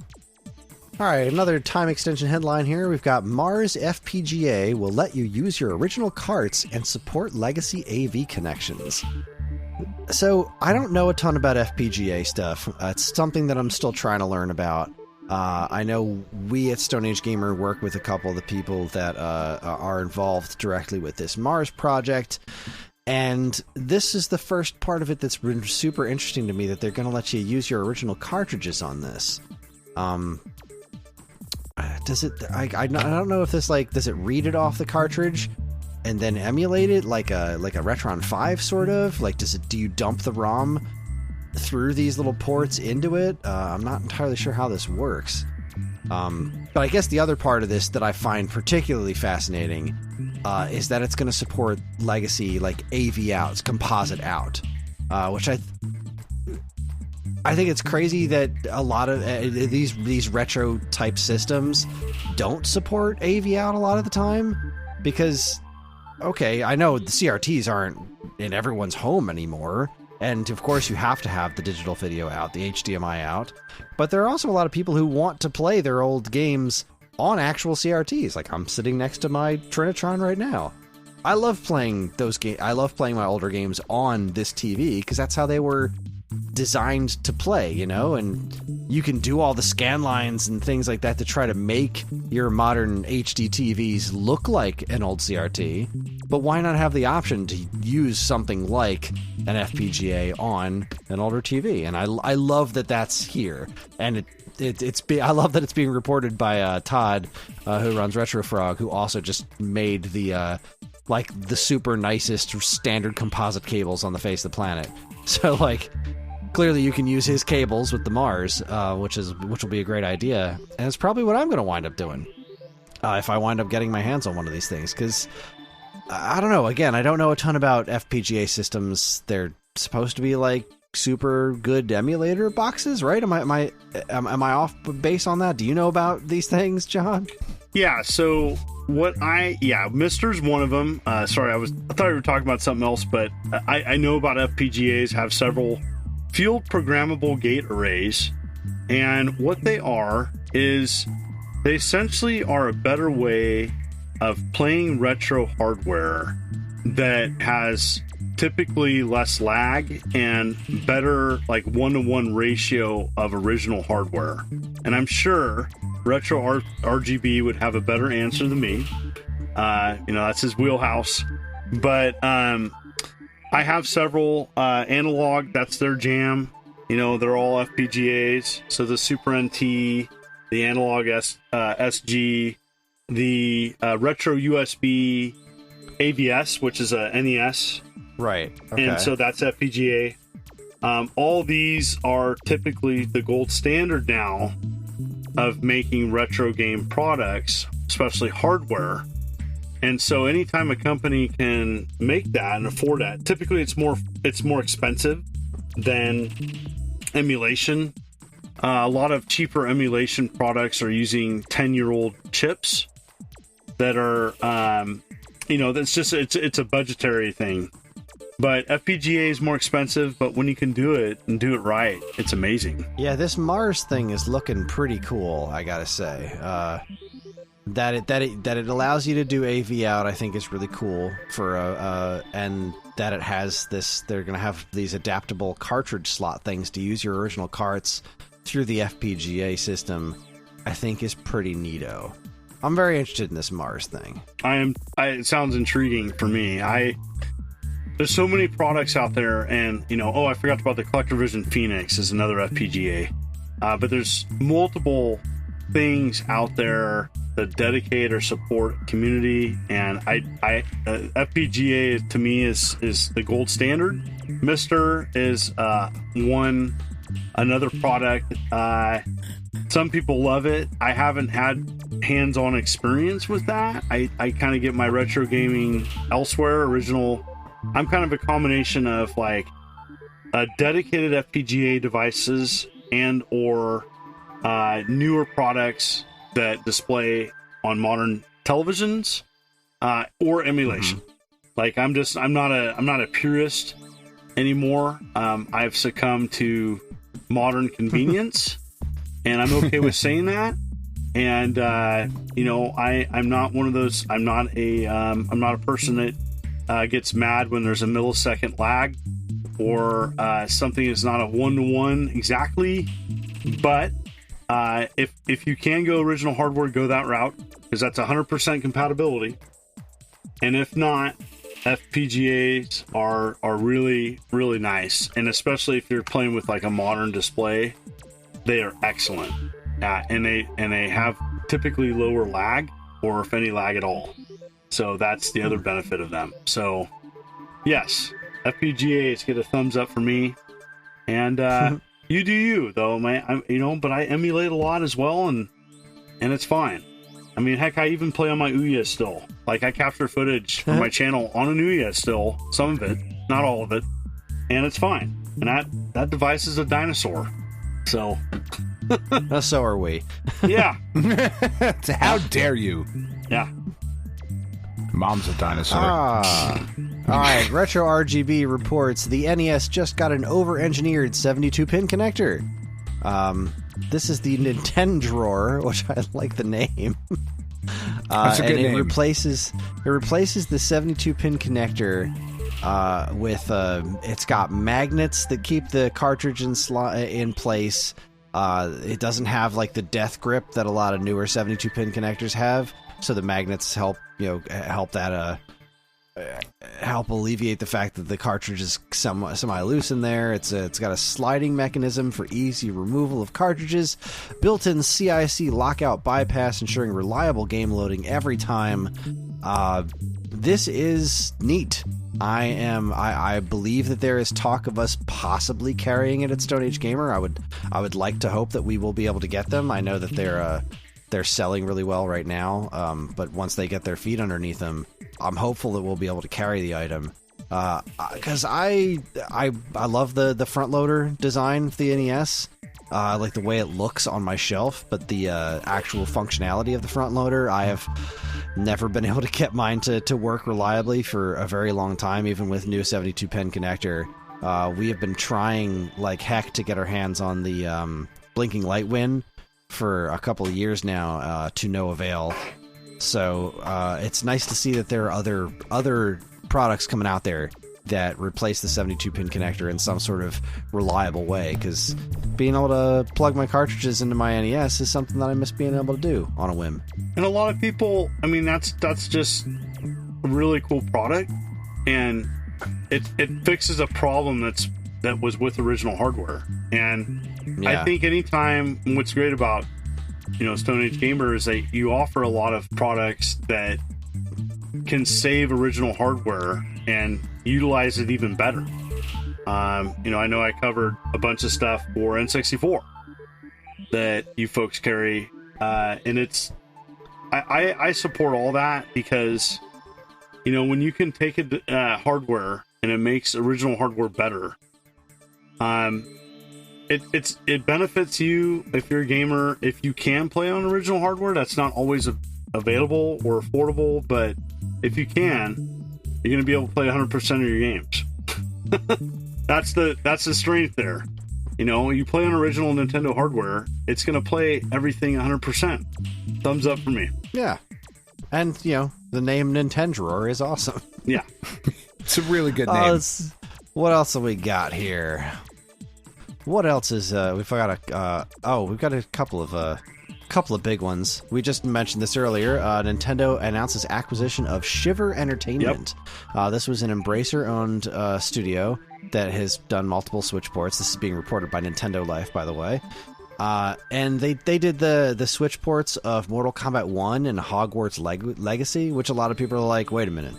The people who did Mortal Kombat 1 for Switch, they went and bought that company, but again, I think there was a lot more involved in that port's particular problems, other than like the studio's talent. Probably budget and time crunch had a lot to do with that. But it does also look like their purchase of this company from Embracer they're not going to stop them from doing ports on other platforms as well. No. They're just going to kind of let this company continue to do what they were doing, which is pretty wonderful, actually. Well, and a lot can be said. Probably there was probably a lot of, behind the scenes stuff that's not going to be reported. Was it a management issue? Was it, something else causing issues? Hardware limitations? I mean, the Switch is getting long in the tooth.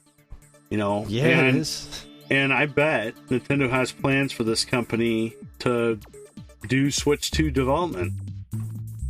Games or they're probably going to be handling some pretty serious ports. Yeah, because I'm hearing already, which is kind of weird. I mean, this will be a topic for another podcast, but the Switch 2 is being reported as being what the powerful as an Xbox One. Or, I'm hearing it's PS4, like... Xbox One generation is what I'm hearing, yeah. So they're going to need some pretty talented development teams to be able to port, next-gen games to something less powerful. And, it'll be interesting to see how that all plays out. And, for me, when I pick up a Nintendo game, especially first party, like, I don't look at a Nintendo game typically like Super Mario Wonder is a good example. It has great graphics. Like some people are like, oh, the textures are not too great. It's kind of bland. I'm like, no, that game's fun. Like I put Nintendo games sometimes on a different lens just because, they're able to make you not look at the character detail or something as much. They make the game so fun. That's what your focus is on. And I don't know. Nintendo has a plan for them, and I'm sure they have big plans for this company. Agreed. Nice to see an acquisition that doesn't result in a ton of layoffs either. Hooray! That's right. right. Give it a minute. It's true. Give it a minute and take some time. But speaking of acquisitions, IGN reports IGN Entertainment acquires Eurogamer, GI, VG247, Rock Paper Shotgun, and more. Why not?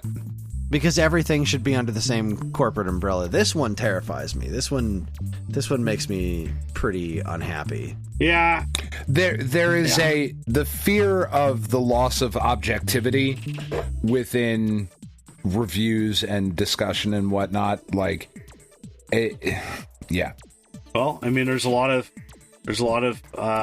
pressure on game companies making good reviews, and B, who's telling, especially on like a large company level, who's telling about that a game coming out, and how many times have we picked up a game or heard a game was good, only to hear from a smaller avenue, channel, or person that it wasn't what this game company or this media, this corporate media outlet said it was.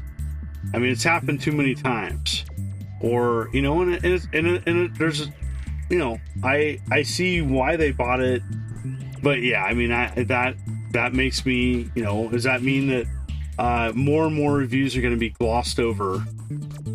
Because, those big media outlets have close relationships with these big game companies. And, it'll be interesting to see how that plays out. Yeah, some of the names attached to this, like Digital Foundry, all the hookshot stuff, like Nintendo Life, Push Square, Pure Xbox, and Time Extension. I don't love I don't think there's so much consolidation going around in the entertainment industry. It's really just it's just disturbing and kind of pushing us in a direction where we're going to get fewer perspectives on things. Well, and Dan brought it up. It's not a good thing. You're going to have layoffs. They're not going to consolidate all those and keep all the managers and all the staff. They're going to streamline. No. And people's butts going to get laid off. And people that have been reviewing games for a long time. And it's going to be a bean counter numbers thing. And it's going to happen. Hate to say it. And it's so like, and it's a weird space too. And I think the two of you certainly occupy this space much more than me. Like, I am Schmucky the Clown. I'm just here to be like the sex appeal and the muscle of the show. I don't, I joke about Ryan being out on his yacht and whatever because I don't work for Stone Age Gamer. I can say that. He's not my boss. I love him. He's a very good man. And it's all in good fun and all of that. But I would imagine it's difficult for you guys, right? When you are sent a review code for something and, this company gives you their product for free to be 100% objective. Yes. There's got to be some difficulty. You don't want to just come out and be like, well, this is just garbage. Just absolute garbage, and I hate that I've played this. Like, even if that's the truth, you try to couch it in something a little bit. You give a compliment sandwich, So the fact that you're having these, as you said, John, like these giant corporations sucking up all the objectivity in the room is just... it's gross. We're very pro union and very anti corporation here. Like it just people are going to lose their jobs. We're going to lose objectivity, and it's just things like Vampire Survivors might not get the chance to shine without those independent, objective journalists. Like, it's real hard to grow a YouTube channel, to grow a podcast, to do all of these things without money behind it. It's a very scary time. Yeah, and YouTube, that's a whole other talk about how that's exactly why they're trying to get a bigger piece of the pie of an influence, on a corporate level on reviews. And, I've done things right. I've done things wrong. I try to cover the indie stuff just because it's the stuff that doesn't really get covered and gets kind of glossed over. And, I would say probably currently over half of my reviews are with smaller items. I do the occasional mainstream game, but I try to keep more genuine to myself.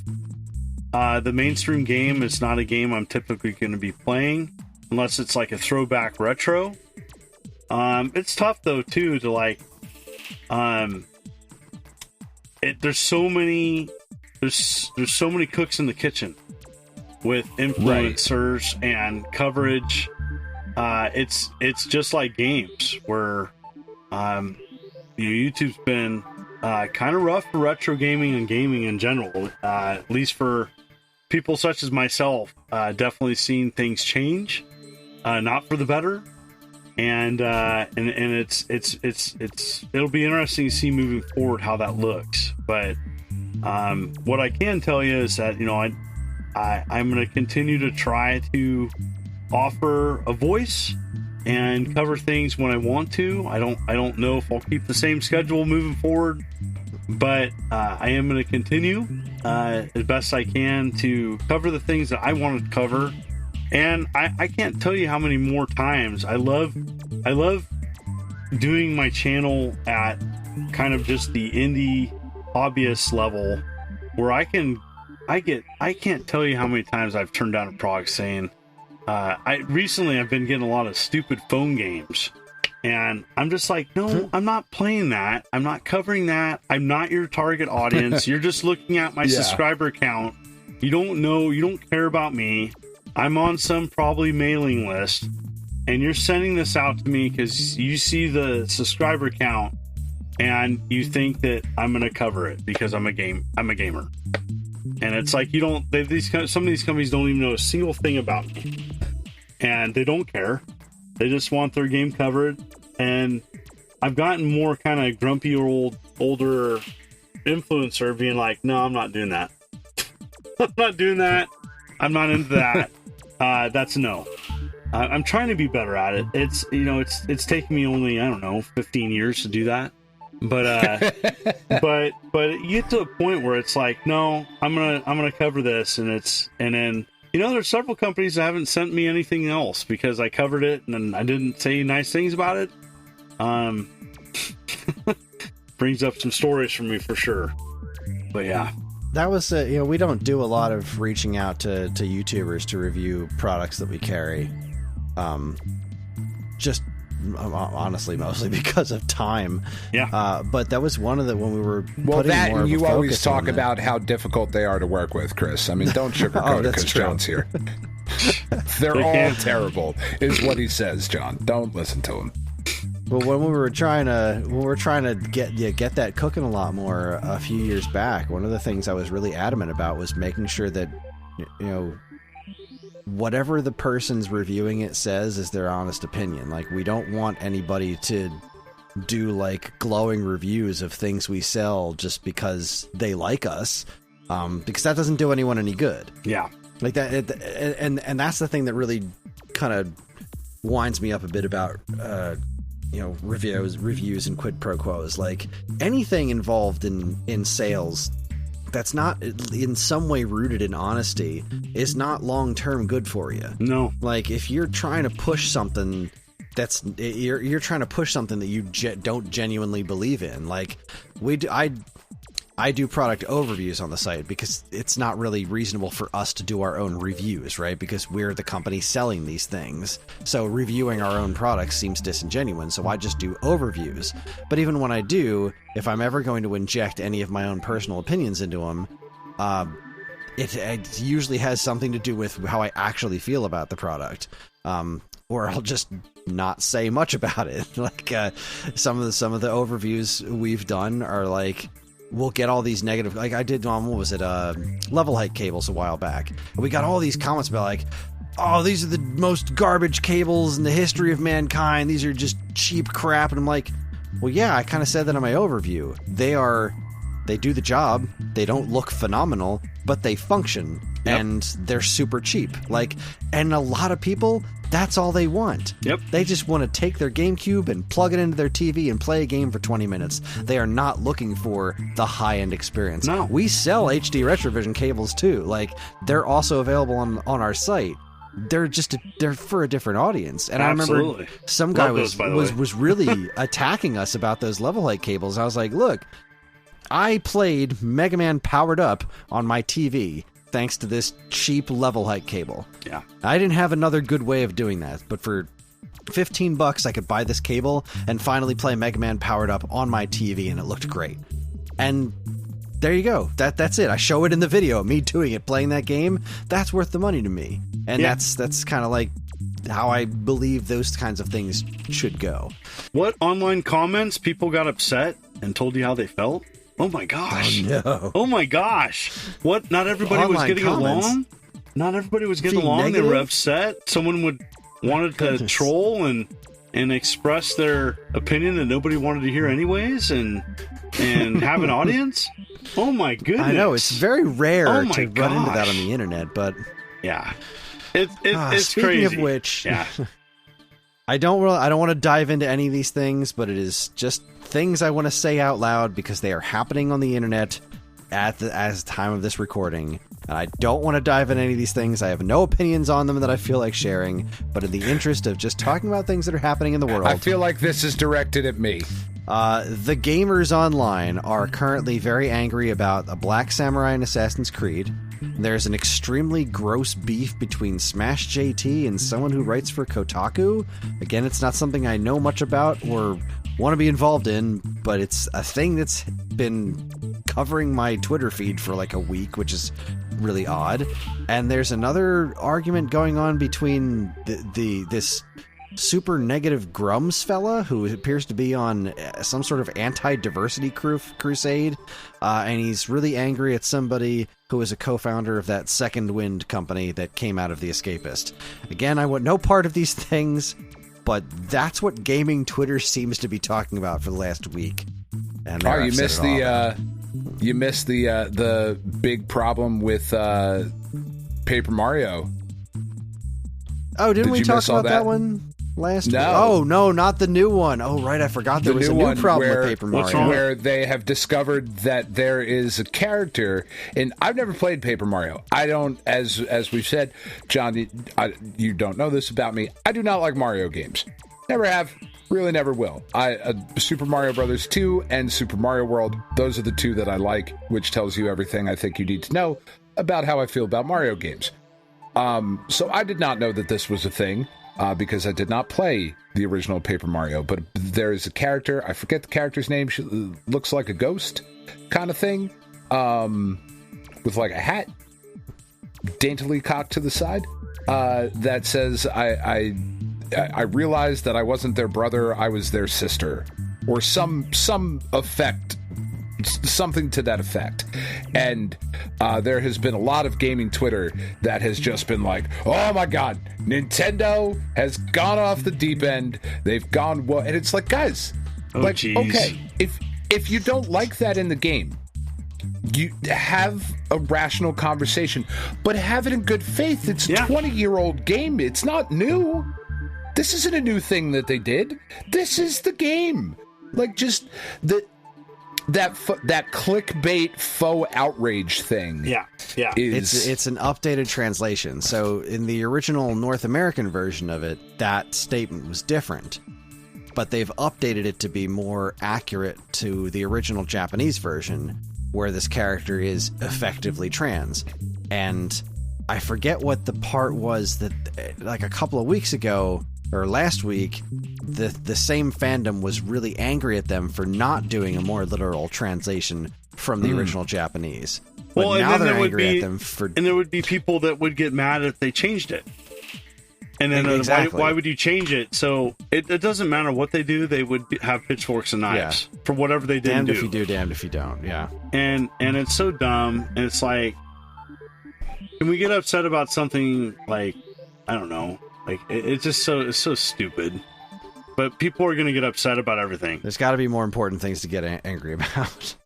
Yeah. Well, people are just unhappy, angry people, and so they want to lash out at other people, especially online, when they have no accountability for what they say. So, it doesn't surprise me. All right, this last one... That has been the thing that I saw. It's like, wow. We always talk about acquisitions being bad, but sometimes I think they're good. Time Extension is reporting... I love this story because we've joked about it in the past. Atari purchases the Intellivision brand, but not the delayed Amico console. So I'll just come out and say... First of all, how dare you say delayed? It's a phantom console at best. It's a Ponzi scheme, I think. Oh, boy. So, John, I don't know if you know this, but we actually had, a couple of years back, Tommy Tallarico on the show. Because he was saying a bunch of stuff on Facebook that I did not agree with. And this was before I knew exactly the depths of what kind of person he was. And he came on the show and lied to us for a couple hours, which, again, we didn't know at the time just how much he was lying. But it was one of the most uncomfortable episodes we've ever done. It's very long. We had to split it into two parts because we talked to him forever. It was very long, and he was super late. He was super late. Yeah, that was quite obnoxious. But yeah, we're not huge Amico fans here. I was kind of rooting for the console in its original form because I kind of dug the idea, the concept of, like, all right, well, let's just make a system that's designed to make these kinds of games and move forward. But regardless, where the Intellivision name is now has always been very upsetting to me because I've never been a hugest Intellivision fan to begin with, but I understand that it's got a decent history, and the steward of that brand before Tallarico was somebody who cared deeply about the brand and really worked hard at maintaining it and putting those Intellivision Lives collections together, and that the Intellivision name has been just so thoroughly tarnished over the last couple of years is a huge bummer. Whereas I have been really happy with most of the stuff that Atari's been doing for the last couple of years. So them purchasing this brand, I think, is a wonderful thing. But before I go any further than that, yeah, what are your opinions on it? Oh, definitely. I will share my opinions. I have several. So, grew up with Atari. Really was introduced to Intellivision in the 90s from my friend, early 90s. And became a big fan of the classic Intellivision. Now, I was a backer of the Amico. I never got it. I didn't know that. Oh, no. I was a backer. I was original backer. Put money down. Never got it. So that's my thoughts about that. It's like, you want people to shut up about the Amico, deliver the console. If not, say you're not going to do it. Say you're not going to do it. Refund everybody. And people will stop trashing the Amico. Until then, it's vaporware. And that's that. That's all I'm going to say. I think it's people have opinions about it. They did a terrible job at everything with marketing that. Yep. Okay, I remember the original debut of that at Portland Retro Gaming Expo. What they originally were advertising was not what it ended up being. The beginning, the trouble started when they showed the Moon Patrol 3D demo. And people were like starting to like, okay, those graphics don't look great at all. That looks like a cell phone game 10 years ago. And it never really recovered. And it's disappointing. It's sad. That's why Atari didn't buy that. Because I guess they're going to rebrand Amico to something else. Yeah, Intellivision Entertainment has to change its name. Yeah, so they have to change it. Telerico Vision. I mean, aside from that, like the bottom line, it didn't come out, and people feel duped. That's what it comes down to. That's the facts. The facts is Amico Home was everything that they bashed on. They bashed on cell phone gaming. They bashed on this and that, and Amico didn't come out, and people were pissed. I essentially could have done 10 videos about Amico, but I'm just not a drama. I'm not a drama channel. I don't do drama. I try to keep the facts, and the facts are it didn't come out. And Atari didn't want it because Atari doesn't want something that's not going to come out. Right. They already have hardware. Or they look at that and be like, that's a headache. We don't want that. And so whether I get pitchforks and knives for saying this, I don't care. The bottom line is that Intellivision always to me is classic Intellivision. And that is, I'm making a homebrew game. I don't know. It hasn't been like, I talked a little bit about it on my last video, but I don't expect people to watch all 1,200 videos of mine. And I'm doing an Intellivision version of Block'em Sock'em. And I'm really excited about this. So it's going to be at Portland Retro Gaming Expo. The ROM just got finalized, and working with several in the classic Intellivision community to make that a viable product to offer on Intellivision. Now, the cool thing is, now that Atari bought Intellivision, I want to see, and I talked about this in the last video I did, I want to see Intellivision games being offered physical new prototypes on physical form from Atari. I want them to offer these games on the VCS. I want Digital Eclipse to do an Intellivision collection. Oh, that's what I want. I want the Intellivision Recharge series on Atari to take that on. My next video is going to talk about all the Intellivision games that Atari should do something with. And I think it's a great move. They also bought Intellivision trademarks, which tells me that they're probably going to work with PlayOn and do like an Intellivision Plus. I would predict that they are going to do something like that, or an adapter that they will. And I don't have any inside info, by the way. I would love to see an adapter for the 2600 Plus to play Intellivision games. That would be pretty sweet. I like the 2600 Plus. That's a neat machine. Either one is going to happen. I predict, with no inside information. Yeah, obviously my number one thing, and I had said this a while back. Atari 50 was such a revelation, and doing that to the Intellivision brand would be super fascinating to me personally, because I don't know a ton about the Intellivision. I have an Intellivision and a stack of games, but I like you, I got it in the 90s. I got it when I was working at Funko Land.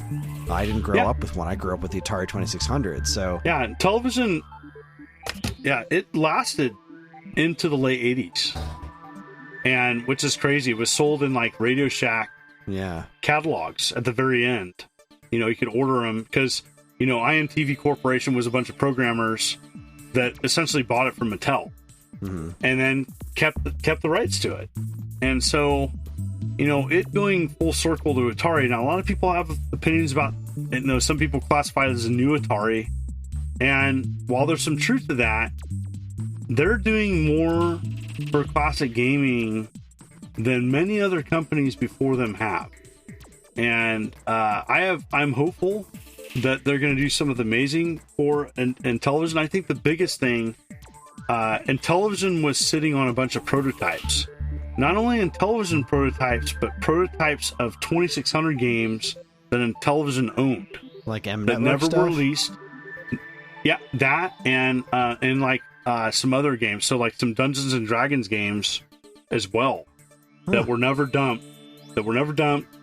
Or never publicly posted. So the fingers are crossed that Intellivision is, now that Atari has them, they're going to do something with those. More importantly, make newer versions of those franchises and IPs that I think will be offered on modern console. So it's win. I just want them to buy Coleco next. That's all I want. So like I'm not an Intellivision guy. I grew up on Coleco, and I think I joked about it on our Discord, but like, I want Ladybug recharged, and I'm not even kidding about that. Like, that is something I want to see. Ladybug is great, and I want a Ladybug recharged. So the but for Coleco. Now, I'm in agreement with you, but the problem is Ladybug is owned, I do believe, by Universal. So the problem with Coleco that people need to remember, and it's a but I'm in agreement with you. They should buy Odyssey as well, Odyssey 2. But the problem with Coleco is a lot of the good games were arcade ports owned by other companies. Same with Intellivision. That's fair. And it's worse. It's worse with Coleco, but it is a problem with Intellivision as well. But Atari did make their own franchises on Intellivision, which is weird. And some of them are actually pretty good. But going back to Coleco, I don't know how many IPs Coleco owns by themselves, but they would have access to trademarks and hardware. I still think it's worth pursuing, and I actually predict if Atari can stay around, their stock is pretty low. Their stock is, I think, below $1. We'll see. I mean, Atari is doing this for many reasons. I think one, to increase their value, and possibly be, it's all about acquisitions. So is Atari boosting their own portfolio to be more attractive to a bigger company? And so I always wonder that with all these acquisitions Atari has done, but they've done some great stuff. Bought Night Dive. Night Dive Studios is amazing. Digital Eclipse. M Network, that's all right, but like the bigger things they've done have been really smart. I like their CEO. I do promote their stuff on my channel because I think they're making some good moves. Now, the VCS I'm kind of in the middle with, but the problem is the current Atari management took that over. Yeah, that wasn't theirs. That wasn't them. But kudos to them. Still promoting it, and I am an independent publisher on there, full disclosure.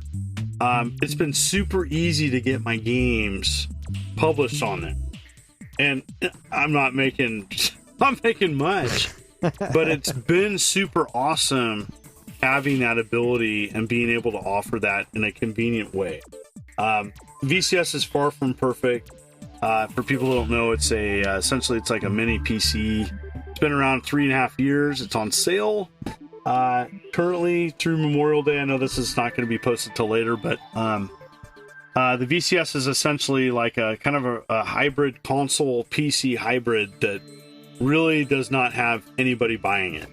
I would say they're probably sitting on probably 500,000 units, but they've only sold like 50,000 plus. So it's not going anywhere, but I don't know if anybody cares, but I like it. I've had mine. I was original backer, and unlike the Amico, it came out. And I've been playing games on it. That's pretty big. I got one sitting right over there. It's a fun niche machine. It is, and it's not great. It's got some operating issues that they need to fix. But as an independent publisher of games for 10 years, I'm grateful for the VCS. And just I'm really happy to see Atari move forward with not only that, but the 2600 plus. The Atari 400 Mini, working with PlayOn. They've done some really good things.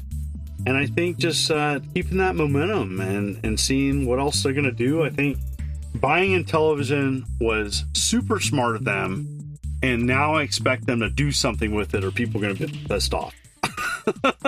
Yeah, but yeah, they seem to work. They seem to work pretty quickly with these acquisitions. I mean, like when they acquired the rights for Berserk and whatnot, they had Berserk 2600 up on the VCS shop within a day, and Recharge came out pretty quickly. I know you're less of a fan of Berserk Recharge than I was. I love. I did not like it. Yeah, I didn't like it.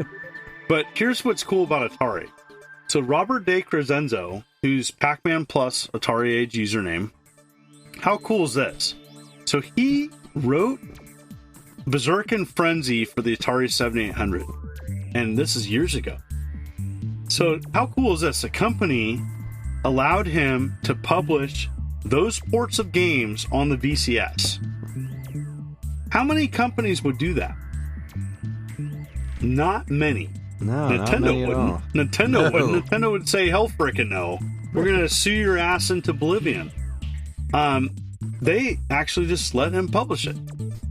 And they've done that with some other things too. And I really commend that. Like, I feel like Atari is, they're a company, and, they are a corporation, but like it's like that happy medium where they're small enough, where they're just eager enough to eke by, where they're making some smart moves to make the retro gaming community happy. And I think overall, overwhelmingly positive that Intellivision got bought by them so that it can be saved. Because, Intellivision's name and everything had been rubbed into the dirt the last couple years, several years. So kudos to that being saved, hopefully. And moving forward, we can, get something cool. Yeah, I heartily agree. I love this plan. I love that what Atari's been doing lately. I like that they seem to understand their niche in the market. They're not... One of the problems that I had with Amico's, with at least Tommy's flavor of Amico, was this, like... No, this is going to be as big as the Wii. This is going to be huge. This is just going to be astronomical. There's a huge audience. Everyone's going to be lining up at their doors for this thing. And that was never going to happen. It was super obvious to everybody who looked at that thing that there is absolutely no way this is going to be as huge as everything else. You're not going to get that much attention with the Intellivision name. Whereas Atari really seems to understand the position that it's in, the building that it needs to do to get bigger, but also like how big their audience is, and that it's okay that it's not all of the money. And it's a problem that you see with the big AAA companies, which again, freakishly, Activision, the company that exists because it wanted to get away from the big evil corporate Atari, is the big, like, a lot of money is not enough. It has to be all of it. We want all of the money. And Atari seems to be in a position of just like, you know what? If we're making money, that's good. We're just going to keep working at making more over time, but we're satisfied with our position, and we want to do what we do the best we can do it. And they are starting to get more ambitious. So I like the working with way forward on that new Yars game. Yep. I'm not sure how I feel about the look of that new Yars game. Yeah.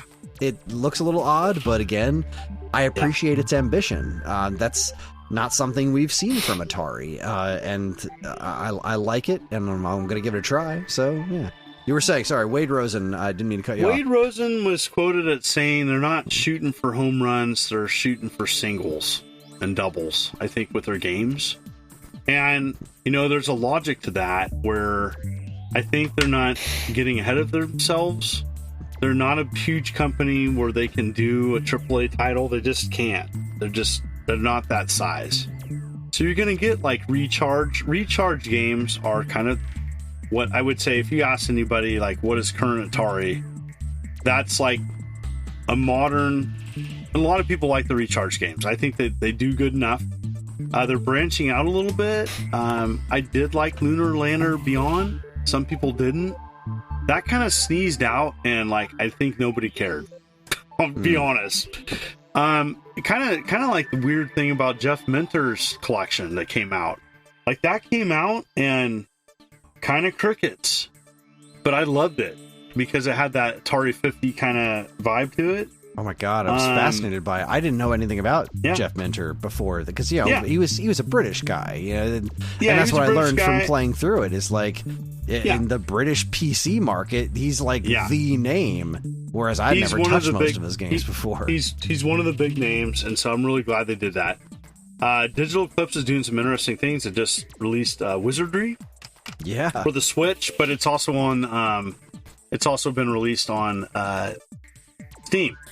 So like a remake, and so that's going to be interesting. But yeah, Atari's just going to continue to offer, I think, these singles and doubles, as Wade Rosen I think was quoted as saying, I think products and opportunities where they sell enough to then just put it back into the company and offer something else. Are they perfect? No, they're not a Nintendo, they're not a Sega, they're not an Xbox, but they, I think, are trying to at least try to be good stewards in the retro gaming community. That they bought Atari Age. I know people have feelings about that, but so far it's been good. It's been okay. Have they made mistakes? Yeah. I mean, speaking of production runs, they had a huge fiasco. I'm sure you might have covered it on your news, right? With the Atari XP stuff. Yeah, the Atari XP line. That's god awful. They can't do that. Stuff like that is really going to not be good. And so hopefully they can limit some of that. But going back to like the 2600 plus, my big complaint with that is they've taken too long to do an official update, or hopefully we'll get an official update soon. There has been some beta updates on Atari Age to that hardware, firmware updates, if people are wondering what I'm talking about, where you can play 100% everything. The good news is there's an experimental firmware that fixes you can play Pitfall 2. People bitched about that. That's the one that I want. Yeah. So there's an experimental firmware update in which Pitfall 2 you can play it. So for the people, the naysayers, and the people that like had issues with that, that's fine. You have an issue with that.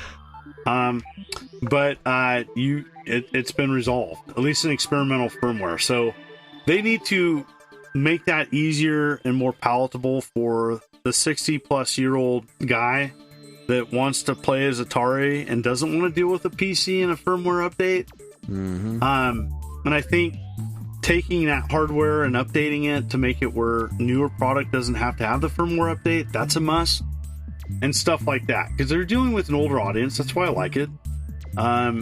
It's going back to a more classic game style that I can consume and play and not have to worry about beating some 100-hour RPG. I can play Atari and pick up and play and be done. Like today, I played Warlords with 5th graders, and I played it for less than 10 minutes. And the game was concluded. I felt good. They felt good. We got gaming experience, and I moved on. That's when Atari can be that in a modern setting. That's as good as Atari is going to get, and I hope I'm hopeful that they can continue to be that. Couldn't agree more.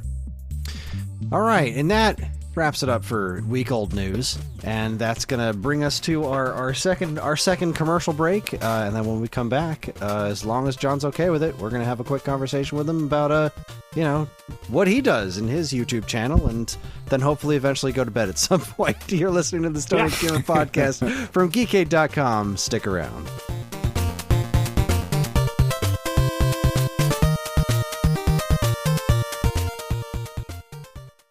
When you hear the words cross-stitch, you probably think of a grandma lovingly making a Christmas stocking, a picture of a lighthouse, or maybe a Bible verse with flowers.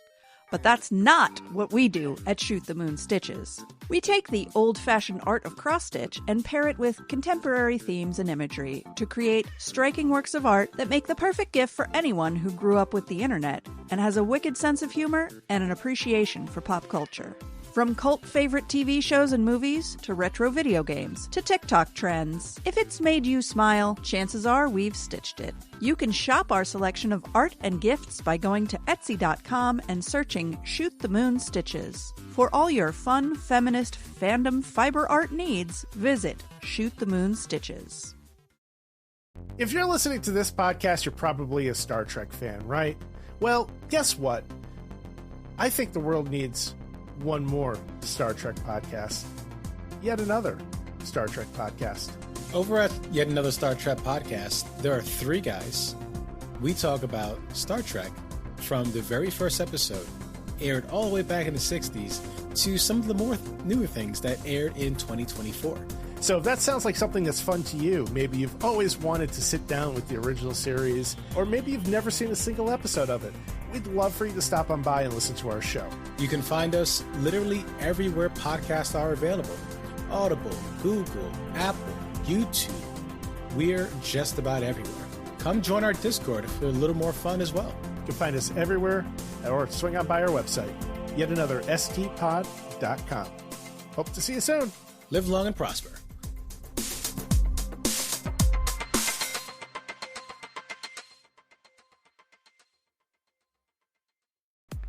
Do you enjoy the Stone Age Gamer Podcast and other shows on the Geekade Podcast Network?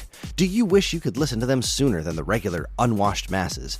Do you wish you could contribute in some way? Well, then you should check out the Geekade Patreon. Yes, the Geekade Patreon is a wonderful and very much appreciated way for you to help us pay the bills and keep our shows running week after week. As a Geekade patron, you'll get a monthly podcast topic schedule and early access to nearly every show on the Geekade Podcast Network, as well as access to a patron-exclusive monthly show called DC's Amazing Movie Time from the creators of the Weekend Rental Podcast. So head on over to patreon.com/Geekade and become a loved and appreciated member of the Geekade Patreon team and get early access to shows like the Stone Age Gamer Podcast, this week's episode, Turning Tracks, and a whole lot more. See you there!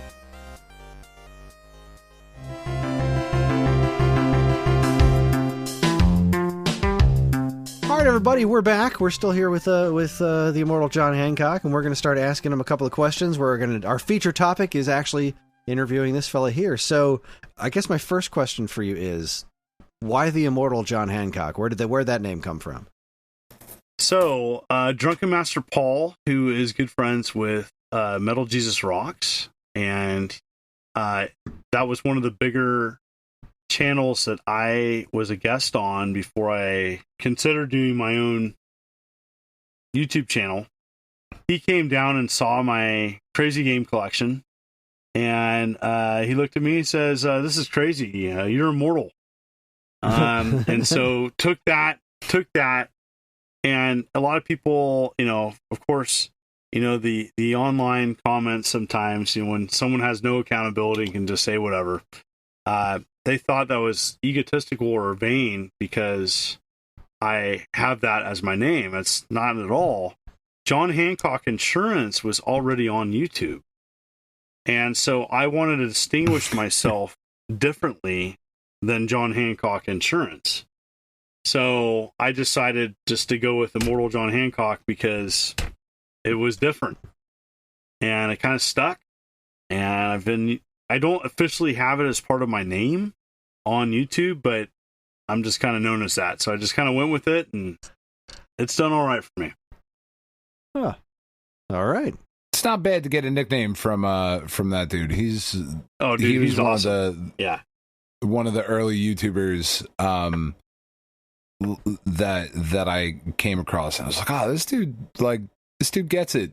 I like this guy. Yeah, he's cool. He's chill. Super awesome guy. He was super supportive when my wife got sick.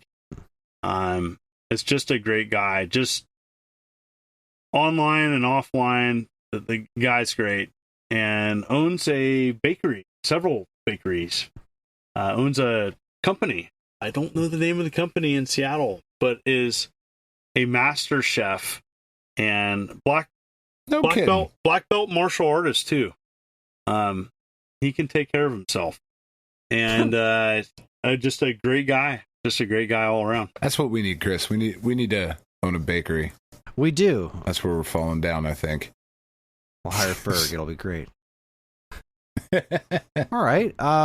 So what exactly is the theory behind your YouTube channel? What is your shtick? I know you just talk about retro games. Like, do you have a specific mission statement or something? Like, this is the kind of content I'm here to do, or what is the theory behind your YouTube channel? I think it's evolved over time. I think I was really into collecting and known for a crazy game collection. For people who don't know, had a crazy game collection, have a crazy game collection, at least physically in my house for now. And it's like I said, it's kind of evolved over time because I was in Tips and Tricks magazine in the early 2000s. I think January 2004, the one with Tony Hawk on it and with like Spider-Man and a couple different things. I used to be on the forums, Digipress, and was really into collecting and still am, but definitely am like semi-retired from that. I'm happy to, be realistically semi-retired from collecting lots of things. And part of it is I've kind of transitioned to being what I've done for the last 10 years as an independent game publisher. Really got into the homebrew scene. And so kind of my spiel on my channel is I cover lots of homebrews for all different consoles. And I cover a lot of independent stuff, independent games, and do that. But it's a little bit of retro, a little bit of modern, a whole bunch of fun. I tend to be kind of more optimistic on my channel. I would say the persona of Immortal John Hancock is probably a little bit more optimistic than John Hancock offline. I try to brighten people's day. I try to keep it positive because there's so much garbage around the internet, drama and negativity, that I try to not do that and just talk about games. I don't talk about politics or religion. I just keep it games. Every now and then I'll talk about something that like gets to me. My wife's cancer journey, I talked about that on my channel, but mostly just games. Well, how could you not, right? Yeah, I try how to. How could you not? Yeah, I think people tune into my channel because they know I'm going to give you a 10-minute spiel about something you probably didn't know about.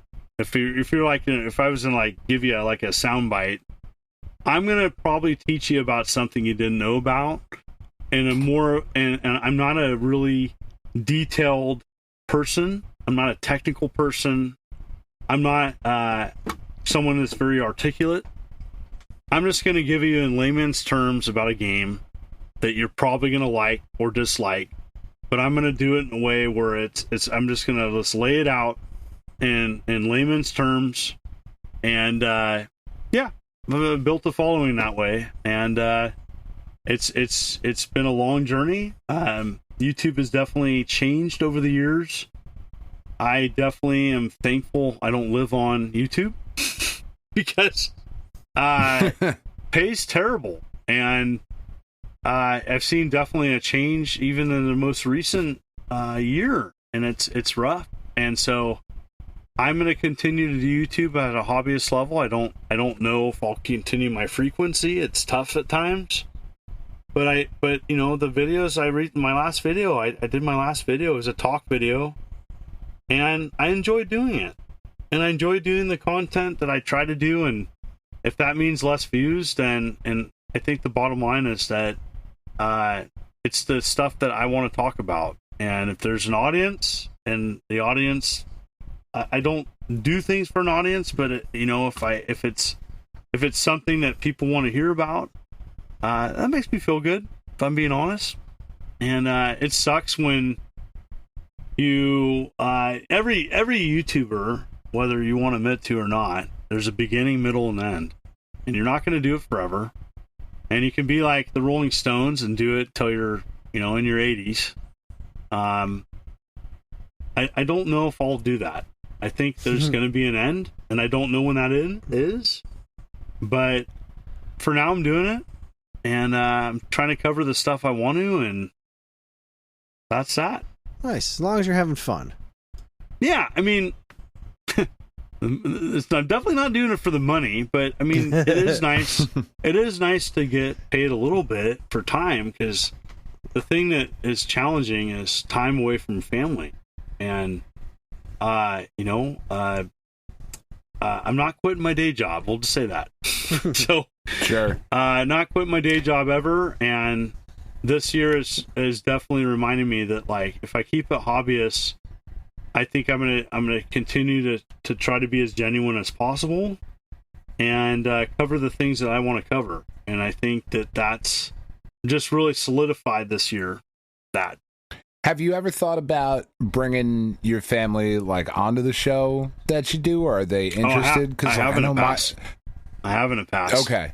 So because I know like my girls are constantly like wanting to get involved, but because they've grown up with me as a father, and we just are who we are. Like, there's a couple episodes of this podcast that my kids have been on, and it's like, I mean, yeah, like those are definitely Dan's kids. Like the things that come out of their mouths and whatnot is pretty wild. But you know, I also just want them to be kids. Yeah. For a certain part of it as well, and not get involved in this thing where, you know, Kris and I will sit here and be like, all right, what can we do? What's the thing? Why are we bigger? Why are we doing this? Why are we doing that? You know, like they're 15. You want to kind of shield them from that. One of the reasons that we're putting, when we hit our 500th episode, we really started having conversations about like, okay, now it's time to probably start building this podcast more seriously. 500 episodes and almost a decade in, so we're trying to reach out to more people to be guests on the show, because we've been told that that's one way to build your brand and reach a broader audience. And you know, because after doing the show for as long as we have, we adore the audience that we have. The people who listen to this show are just some of the kindest, most wonderful people that I've ever encountered. We've made some really awesome connections. You forgot sexy. Well, I mean, that goes without saying. Yeah, but it is sometimes frustrating seeing the kind of, I feel like content's too generous a word, schlock my kids watch on YouTube, and the just hundreds upon millions of views and subscribers that these people get. And to have a show that we've, you know, poured our hearts into for such a long time, getting the most minute of all possible fractions of that kind of audience it is somewhat frustrating. So yeah, I can relate. Declining return. And I can honestly say that I've seen that on my end. And what do I do about that? So, I mean, it's questions that I've asked myself. On one hand, people say, well, man, you've made it. And that's true. I feel like I've done anything I've wanted to on YouTube. But I don't want to out-welcome my stay, or sure. When I start dreading doing a video, which I've had those feelings, I do best when I don't do the video when I feel that way. But yeah, I don't want it to become a job. And it's tough. It's that balance of like, you have a hit video, which has happened to me, and then you think YouTube's gonna, like, okay, they're gonna start promoting me more. They've done exactly opposite. I had a huge video about the Atari movie card. I don't know if you saw it. I did. Yeah. And you know, that was more mainstream. Part of the challenge of my channel is that I talk about niche stuff that's too niche. And, you know, with old stuff, that's not what the kids are into. And YouTube's all about entertainment. And I think for gaming in general, I think it's a smaller piece of the pie, especially retro collecting.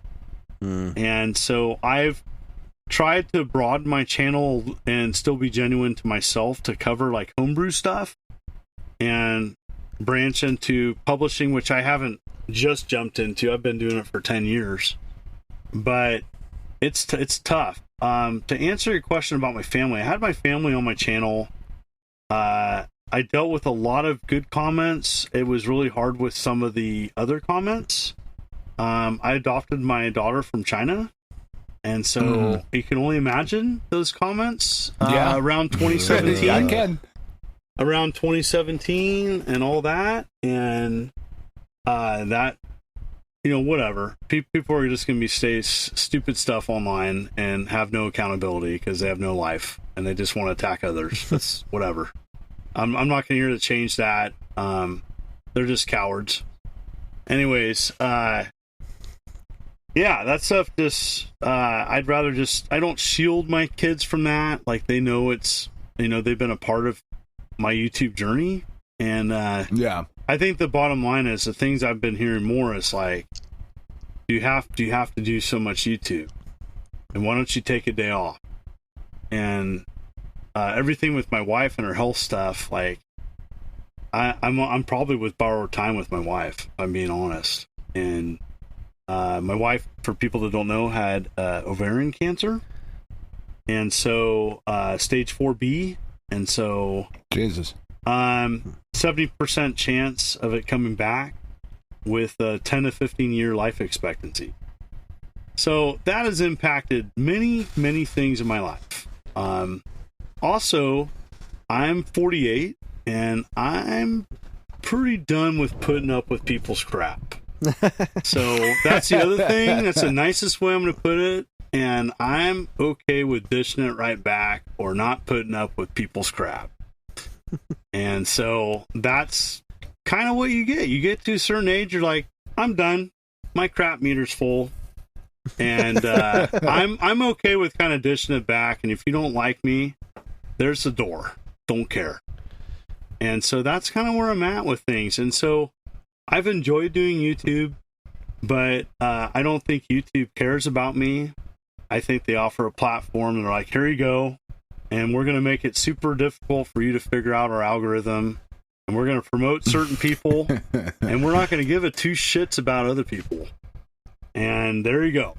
And so I don't think YouTube cares whether I make a video or not, because there's 100 people like me that are just going to make a video and be hopeful to make it.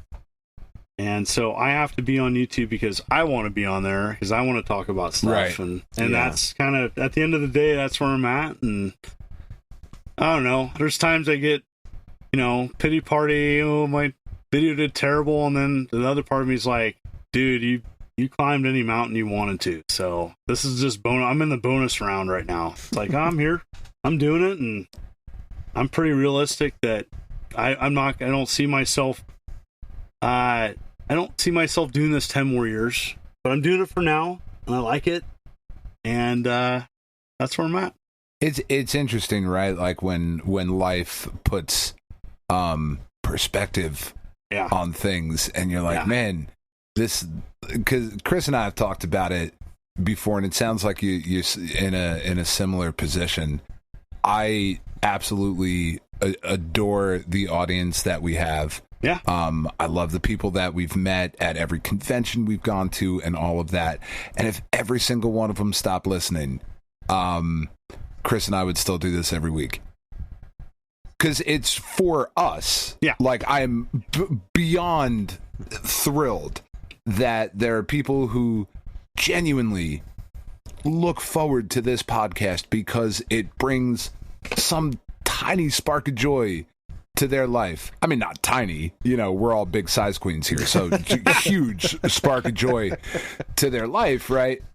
but even if everybody stopped listening, like, we'd still do it, because it's just not for them. And I wonder, this leads into my next question, because this is my communications degree coming back in, right? So because we do this for ourselves and you do your channel for yourself, are there any videos, or is there like one specific video that you look back on and you're like, man, I regret that one? Oh, just one? Yeah, like, what's the one? Because for us, it's the Tommy Tallarico interview. Like, we had Tommy on, and we thought, that's the one. There it is. We got, a C-list celebrity that's going to come in here, and we're going to interview him, and lots of people are going to hear it, and they're going to discover how wonderful Kris and I are, and how good the show is, and that's going to be it. And we allowed him to spew his nonsense without pushing back to the level that we should have. And I am and we've had some bad takes on this show. We've had, go back and listen to our Nintendo Switch episode when that was first coming out. It's full of just, it couldn't be more wrong. Yeah, I was wrong about the Switch. There's only one that I wish I could erase, and it's that one. So is there one for you that you look back and like, man, that, if I could get rid of that one, that's the one? Oh, I have several. I made several mistakes along my way, and part of it is because I was so naive to the public. Like, I don't have any formal training, editing, doing videos. Yeah. It's all just, I learned as I went. Kind of like we were talking about, like, fixing your car earlier. That's kind of how I looked at YouTube. I'm not the most technical person. Too Many YouTubers video comes to mind. So I did a video about Too Many YouTubers with the angle and purpose and focus that I was trying to help younger YouTubers. And some of my advice came across really curt, really like I was tired, and I was. I should have went to bed. I should have not done the video. I was fried as a teacher. I was exhausted. And there's times when I get caught into that.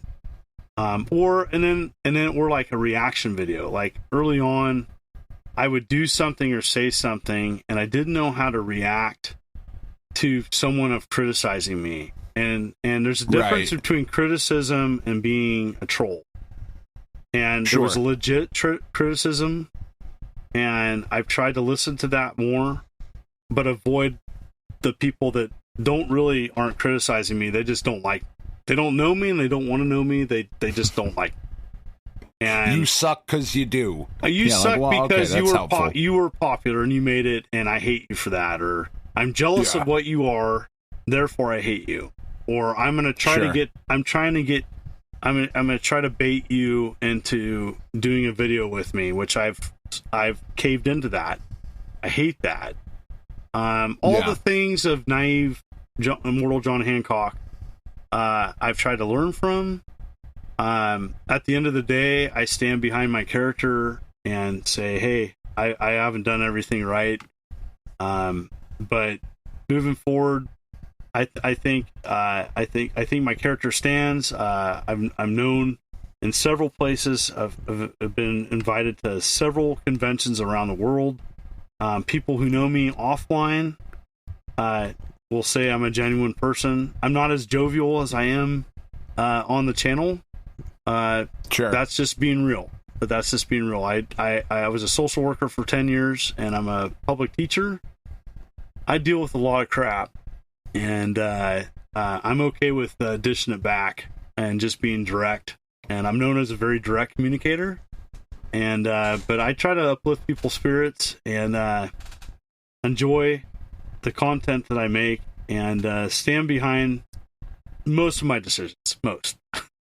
It is somewhat heartwarming to hear you say, about just talking about standing behind the content that you make, because that's something that I've been struggling with in the last year or so. With Stone Age Gamer put me in charge of their YouTube channel, and I've been putting a lot of effort into trying to make the kind of content that I would want to watch, because that's what I find most fulfilling. And I've been putting an obscene amount of work into these history videos. Like, when I think back to the old YouTube days, one of my favorite things to watch were the GameTrailers.com GT retrospectives. I freaking love those things. So I've been trying to make my own versions of those. And last year I did a full series retrospective on The Legend of Zelda, and this year I'm foolishly working on Mario Brothers, which is so much more complicated. I don't know what is wrong with me, why I decided to do Mario Brothers next. But those videos, I get these comments on them that are like, why isn't your channel bigger? Why don't more people see this? And like, that warms my heart, but it also breaks my heart, because like, I did put a ton of effort into this, and like, my new one that just came out this week is like sitting at 305 views, which is like, I know for a lot of people that's a pretty decent amount of views, but even for our channel, it's relatively low. And considering the amount of effort I put into it, it's sometimes disheartening to be like, damn, I spent a lot of time scripting this and working on this and researching it, and it's reaching just such a small audience, as opposed to lots of disingenuine garbage that like my son will come at me with like, I was watching this video where this guy did this thing, and I'm like, yeah, that's fake. I could see it right there. That's not real. It's just it's actual nonsense. And it's like, 8.7 billion views or something like that. I'm like, I got my 305. I did it. Go team.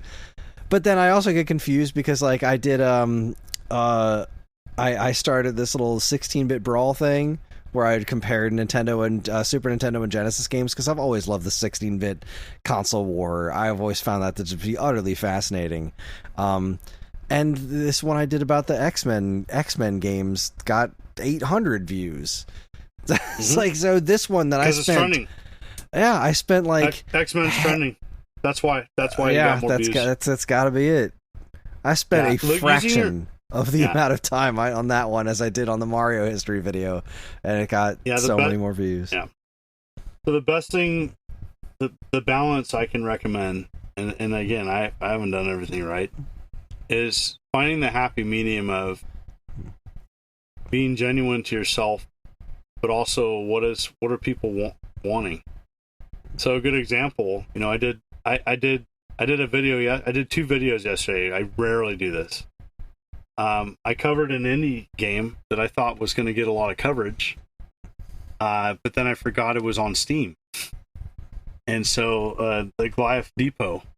So Goliath Depot, that was a 10 out of 10. For people that don't know, that means you don't want your video to be 10 out of 10 on YouTube. And so what does that mean? I turned right around. 10 out of 10 means that out of the last 10 videos, using your analytics on your channel can be a game changer. And so you go into Google, you go into analytics of your YouTube channel, and it'll tell you what your video is ranked at. And so my video of the last 10 videos I did was ranked 10 out of 10, which means of the last 10 videos you did, this got the least amount of views and is not doing well. And it talks about duration of how long people watched and all that.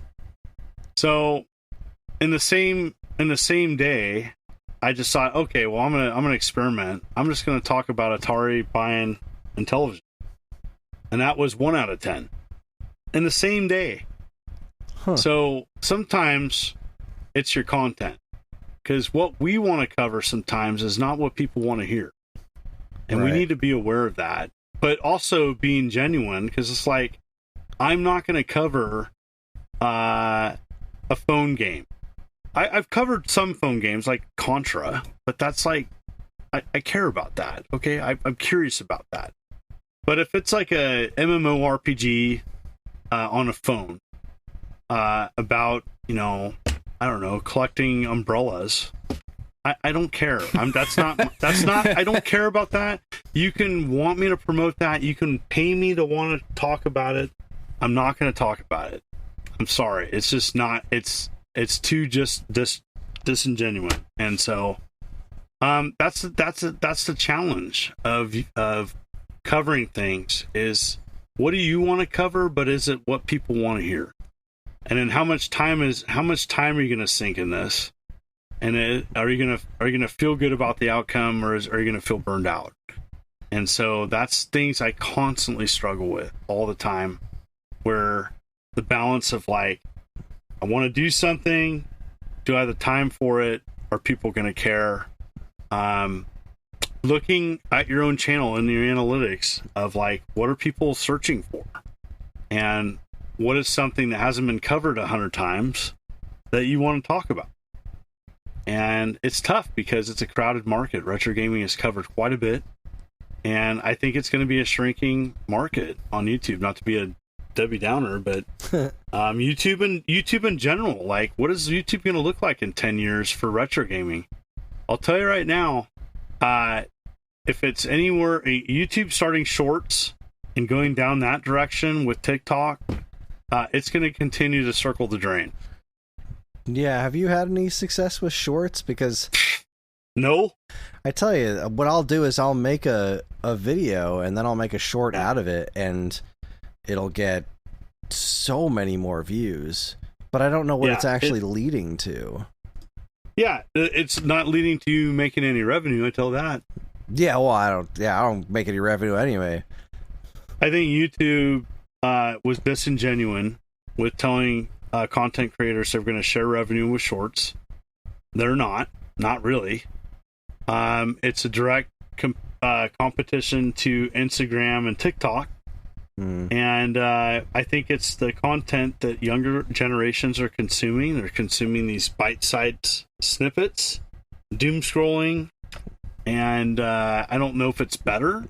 It's kind of like what you were saying earlier. I watch my kid watch garbage. And a lot of it is, to us, to them, it's entertainment. And it's tough because, like, I don't want to make a ton of that content. Like, I'll do it every now and then if it makes sense. Like, I did a super successful short, how to install a hard drive, an SSD hard drive on a PlayStation 5. I did it in a minute. And it was a good video. And it got, like, 400,000 views, or 300, almost 400,000 views, and I think I got like $10, and that's like, that's just kind of where we're at. And it's like, I don't know, it's frustrating because, like, if I would have had 400,000 views on a long format video, that would have been $400 or maybe $500. I don't know, but I don't know. I think it'll be interesting to see what YouTube looks like in 5 years. I can tell you right now, my content will be different. What I offer will be different. And I think what people will watch will be different. And what type of content they're looking for is different. And that's constantly moving. And it's so hard to be either ahead of the game. There's some great free self-help videos out there that offer a lot of good advice, but my hat's off, my heart. I feel for people that, like, they put their heart and soul and stuff, and they don't get the views that they should get. And part of it is, we have essentially AI navigating people's videos. I'm sure YouTube is having some form of AI. They sure as hell are using it in their customer service, and let me tell you, it sucks. I'll just say, your YouTube, your customer service sucks, and your algorithm or whatever chat bot or whatever you're using sucks, and the way you take care of content creators sucks. There, I said it. I bitched. That's right. That's going to be the headline of this podcast. Yeah.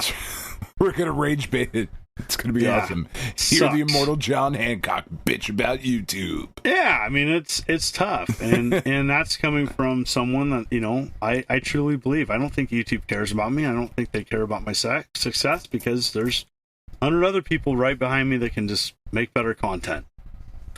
And they're not wrong. That's the worst thing about it, is they're not wrong.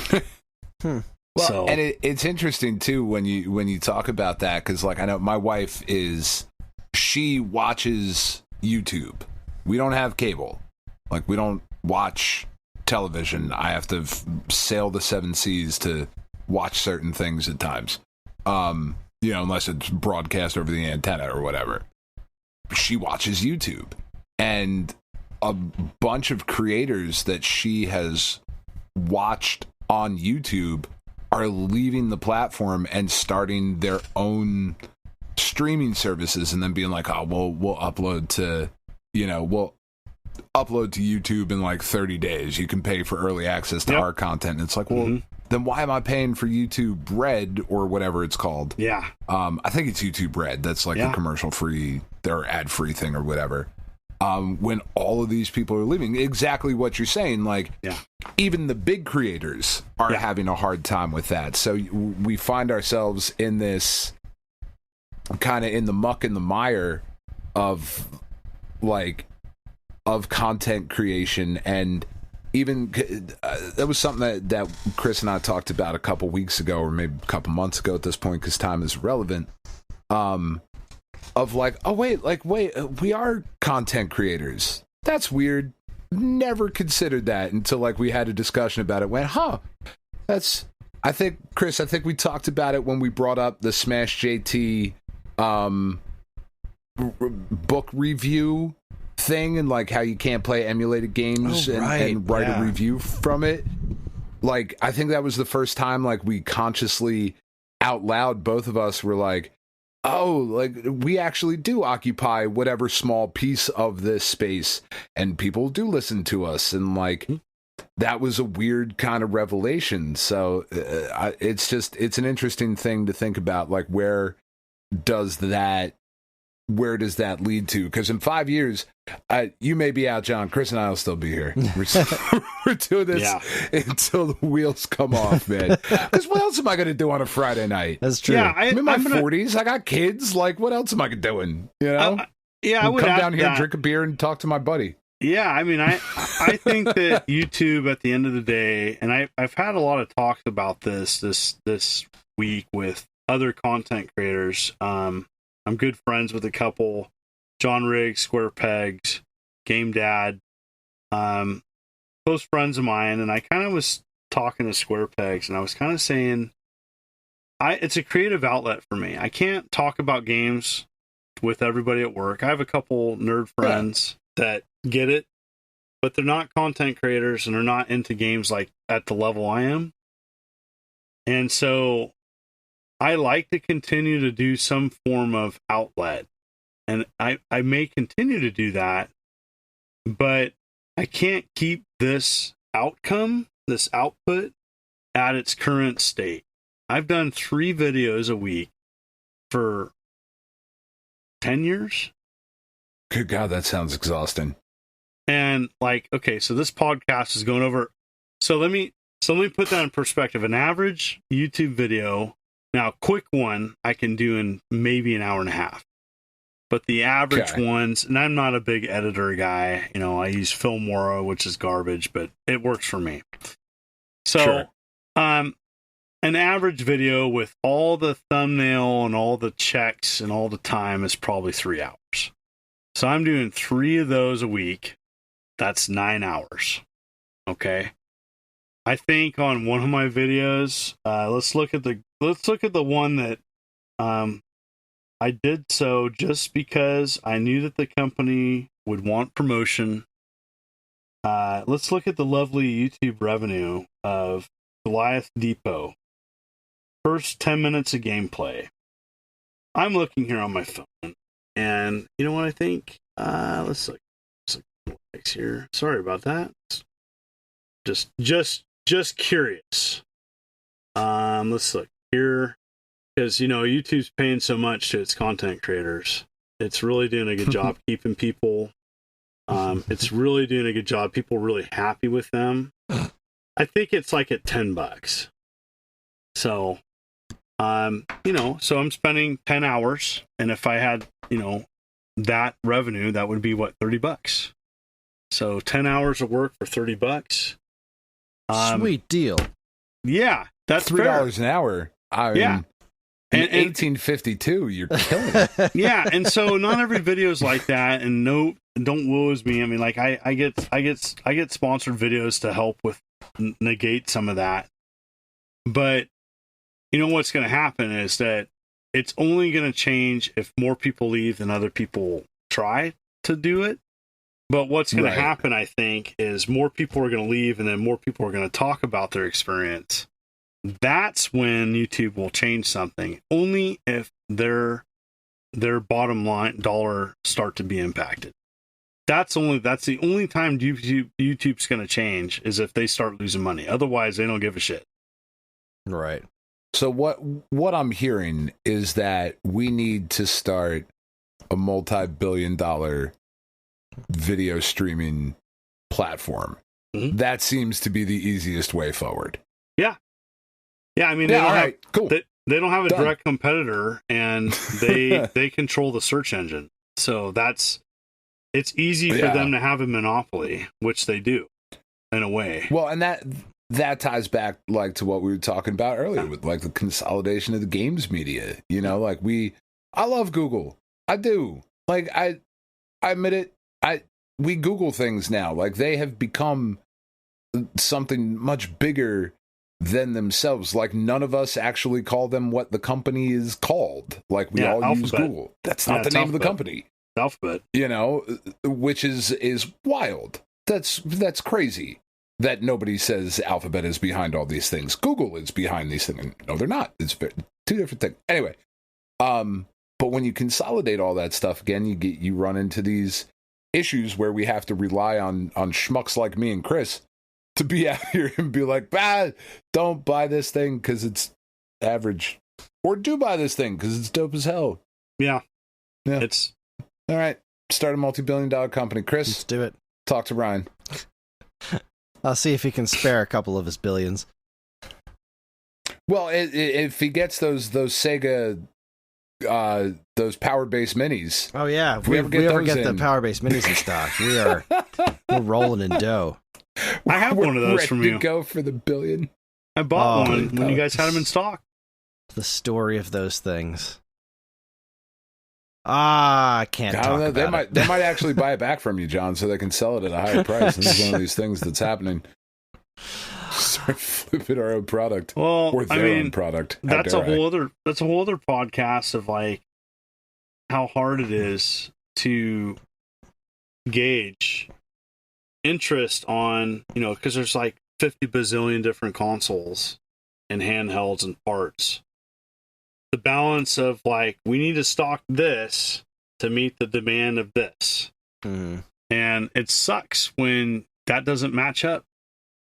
And it's tough to see, like, it's hard to know what's the next thing and what are people going to care about. And,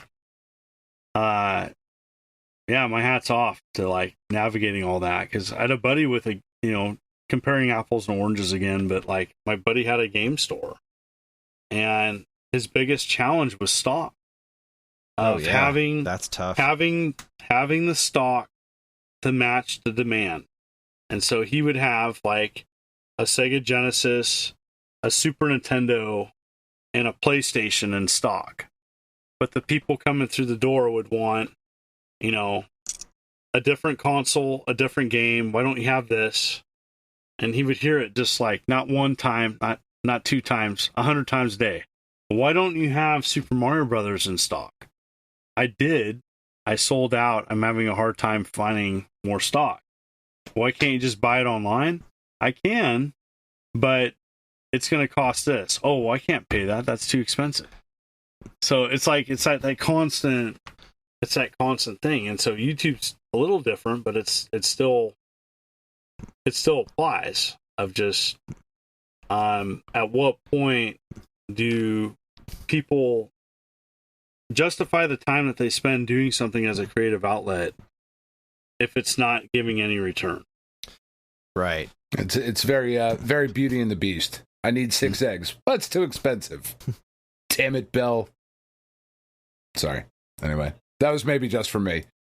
All right, it's getting crazy late, so I got 2 more questions I want to run past you, and then we're going to call it a night. So, okay.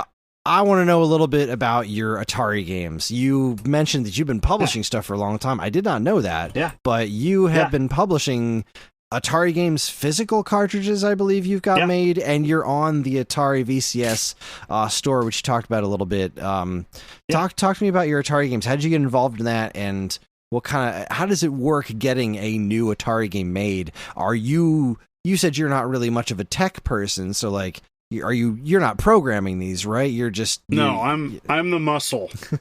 Yeah, I'm the publishing, I'm the muscle, I'm the marketing muscle. Every game, every video game has 3 parts. Okay, you have the programmer. You need a programmer. Sometimes that programmer can also do music with smaller games, such as Atari. You also need an artist, and you need a marketing muscle person so that people actually know your game exists. Right. And if you don't have that, you need at least 3. And typically the programmer is not the artist. Sometimes very gifted people can be. But you need all 3. So the short answer is in 2014, I'd been doing Couch Gamers for Kids for a couple years. And so I wanted to offer like exclusive stuff for the show. I know I was like crazy. But I was actually making homebrews for charity for 10 years. Raised $100,000 for local charities over 10 years. That concluded in 2019. But one of the early games that I did, not for charity, just to do, was I wanted to make an LCD like Game & Watch style game for Atari. And that turned into Game Panic, and it was a parody of my life. I was avoiding spiders and water in my garage to get through a malfunctioning garage door. Ironically, VCS Atari did not want this game published, but through several years of conventions, I made a 3D version. I didn't make a 3D version. Jason Santucci did of Gemintronic. He was the programmer of all my Atari games, but essentially sold about 200 copies of that over the years on physical. Have a 10th anniversary edition of it now with new artwork by Corey Kramer, who's a cartoonist, pretty funny. And so I started publishing. I've done Nintendo games. I branched out and worked with Adam Welch of Second Dimension to do a Sega Genesis game, which Block'em Sock'em, and that became kind of what I'm kind of known about. It's on the Evercade right now as a free game to download and check out for the month of May. I'm working on different ports of that. Worked with Reboot to do a Jaguar version of that. There's a Super Nintendo one I offer. I also was involved and commissioned. I was a big fan of Turtles, which was a Odyssey 2 game, which was also an original 1982 arcade game. It's an NES game I commissioned to do. I own that. It's on Game Boy Advance. I offer my games on itch.io as well, so people want to just download the ROM and donate a couple bucks to me, they can do that. I offer them on physical too. So typically at game conventions, I put these on physical. I know it's a long-winded answer, but to get back to your question, there's a program called Be Atari Basic. Anybody can download and check it out. It's a program to get to put to make a video game for Atari and to put it in Atari code. You then have to determine the size of your game, and there's people that offer PCBs to put your game on physical boards. And then what I've done for the last 10 years is recycle old Atari carts that don't have labels or damaged and offer those. I get labels printed through a gentleman on Atari Age. I get my boards through Canada. I go with plastic shells because it's cheaper, and I offer it. It's easier to put in a suitcase, and make manuals, and that's kind of the process. But I was inspired by just kind of what can I do with YouTube to kind of I'm at conventions and I could sit there and do autographs and stuff, or what can I sell a product? And so I just got kind of motivated with that, and I've done probably about a dozen projects over 10 years, and I currently have like 10 that I offer at shows. When I'm in person, I offer my Atari games on physical. I also offer Sega Genesis, Super Nintendo, Block'em Sock'em, Tortoises, which is a Game Boy Advance game. I'm going to offer it on possibly Kickstarter for NES. And just continue to offer that. So I've really gotten excited about offering my games. I'm working with another company to offer them on modern platforms, so we'll see where that goes. And Atari was one of the first companies to really just like, hey, we'd like to have your games on our platform. And it was easy as that. I sent them the ROM and they did everything else. So it's like... That's pretty nice. Yeah. And so I worked with Daryl Gunther to do Block'em Sock'em for the 7800. And so I split proceeds with him. But it's tough, man, because, you do a lot of work with these things and getting a lot of parts. Like, good example. So just to put in perspective, I'm out over $2,000 to do a small run of Intellivision carts of Block'em Sock'em. And there's my goal is to sell 100 copies. And it may take a year to sell 100 copies. We'll see. But that's kind of the challenge, is like, even a small run, you're out, out a couple grand, which, for some people that may be a lot. To me, it's just part of the business. And I don't do it to make a ton of money. I'll make a little bit of money, but I split proceeds typically with a game unless I buy the game. I own Block'em Sock'em, but because Brian's Man Cave did program it, I split proceeds 50-50 with him. So, but that's a challenge of doing these projects. It's like the time invested into it. It's definitely like an artist thing, because it's like getting this done and complete is like most important. And I don't really care about making a bunch of money on it. It'd be great if I broke even, but there's no guarantee, And so you hope for the best. You plan for the worst. You try to make a product that people are happy about, and it's all good. That's awesome. All right, well, that just leaves the final question, which is the question we ask everybody we ever interview on this show. It's a very important question. What bread is the best bread? Okay, I have a definite answer for that. Do I have one answer, or can it be two? Yes, just one. Okay. Rye. Okay. I'm going to say rye. Rye bread? Yeah. Okay, right. I knew I was good. Okay, so we've had a couple ryes. Yeah. Okay. I think, rye, right? Rye I feel like there's me, been at least one other person that says rye. I can't think of who it was. Okay. It wasn't Tommy, but yeah, somebody else said rye. Yeah, explain. Talk to me.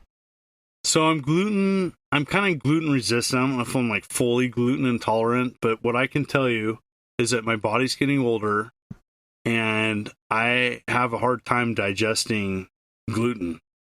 And so rye is only second to, I think, sourdough with a very low amount of gluten. And it's a bread that I can digest. And so between rye and sourdough, that's the only types of breads that I typically eat anymore. And so it's good for your heart as well. So rye has another benefit of being good for your heart.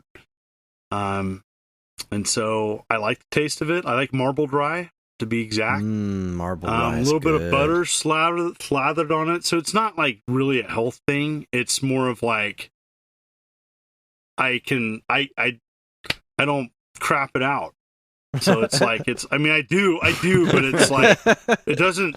I don't get like a bloated stomach. I don't like, because I'm at an age now where like if I don't have, I get a gluten attack every now and then, and it sucks. I don't know if you've ever experienced that. I get fatigue. I have bloated stomach, and I'm miserable for about half a day. Like I feel just brain fog, and it's typically because I had something with gluten in it. And so, but if I just go sourdough or rye, I'm good. And once I started changing and I'm not a health nut, I'm just going to say that right now. Like I like having beer occasionally. I like having burgers and fast food and all that. But when I find myself eating better, I feel a lot better. And surprise, surprise. And so, but yeah, I hate that bread. It works that way because I love eating garbage, but I hate feeling like garbage. Yeah, rye bread, I've always liked it, and I've never gotten sick from it, and I like the taste of it. And my local breakfast place, which is awesome, like 80s, it's been around forever. It's just got old school breakfast, chicken fried steak with, a side of all that. But yeah, rye bread. Glorious. Great answer. All right. I love it when people have a good answer for that one. There's a nice, thoughtful answer to that. Well done. Yeah. All right. Well, that is about all the consciousness I have left in me. Yeah. So that's going to do it. Thank you for visiting us, John. And that is our show. Join us next time for the May 10, 20, 30, 40. We'll be discussing notable game releases from May 10, 20, 30, and 40 years ago. We're on most social media platforms, and if you want to get in touch with us, we aren't very difficult to find. All it takes is a quick look at our show notes, and you'll see links to our social media accounts, as well as all manner of other fun stuff, like a link to our namesake, StoneAgeGamer.com, and more useful links than you can shake a joystick at. If you'd like to get early access to this show's episodes, as well as a bevy of other shows on the Geekade Podcast Network, check out our Patreon, also linked to in the show notes. It helps keep this show running week after week, and all our patrons are loved and appreciated. This show's theme song, Squared Roots, was written by Banjo Guy Ali. You can learn all about his wonderful music and more by following the link to his YouTube channel, also in the show notes. And as always, we'd like to thank our intrepid editor, Evan, for ditching us this week and making me do all the damn work. Evan, go jump in a lake. I'm just kidding. I love you. We'd like to thank all you folks for listening in the first place. John, where can the people find you? Plug your channel, your stuff. Yeah, I'm mostly on YouTube, John Hancock Retro. You can type in John Hancock. You'll see my lovely face with my lovely banner and my lovely videos. I've done 1,200 videos. I do 3 videos a week. I'm also on X. I'm also on TikTok. I'm also on Facebook. I'm mostly on YouTube. And so I'm on YouTube and some other places that don't really matter. Find me on YouTube, and then you can find the links for everything else. So thank you so much for having me on. Of course. Thank you so much Thanks for joining being us. here, man. Yeah. All right. And with that said, on behalf of Dan and myself, keep playing games.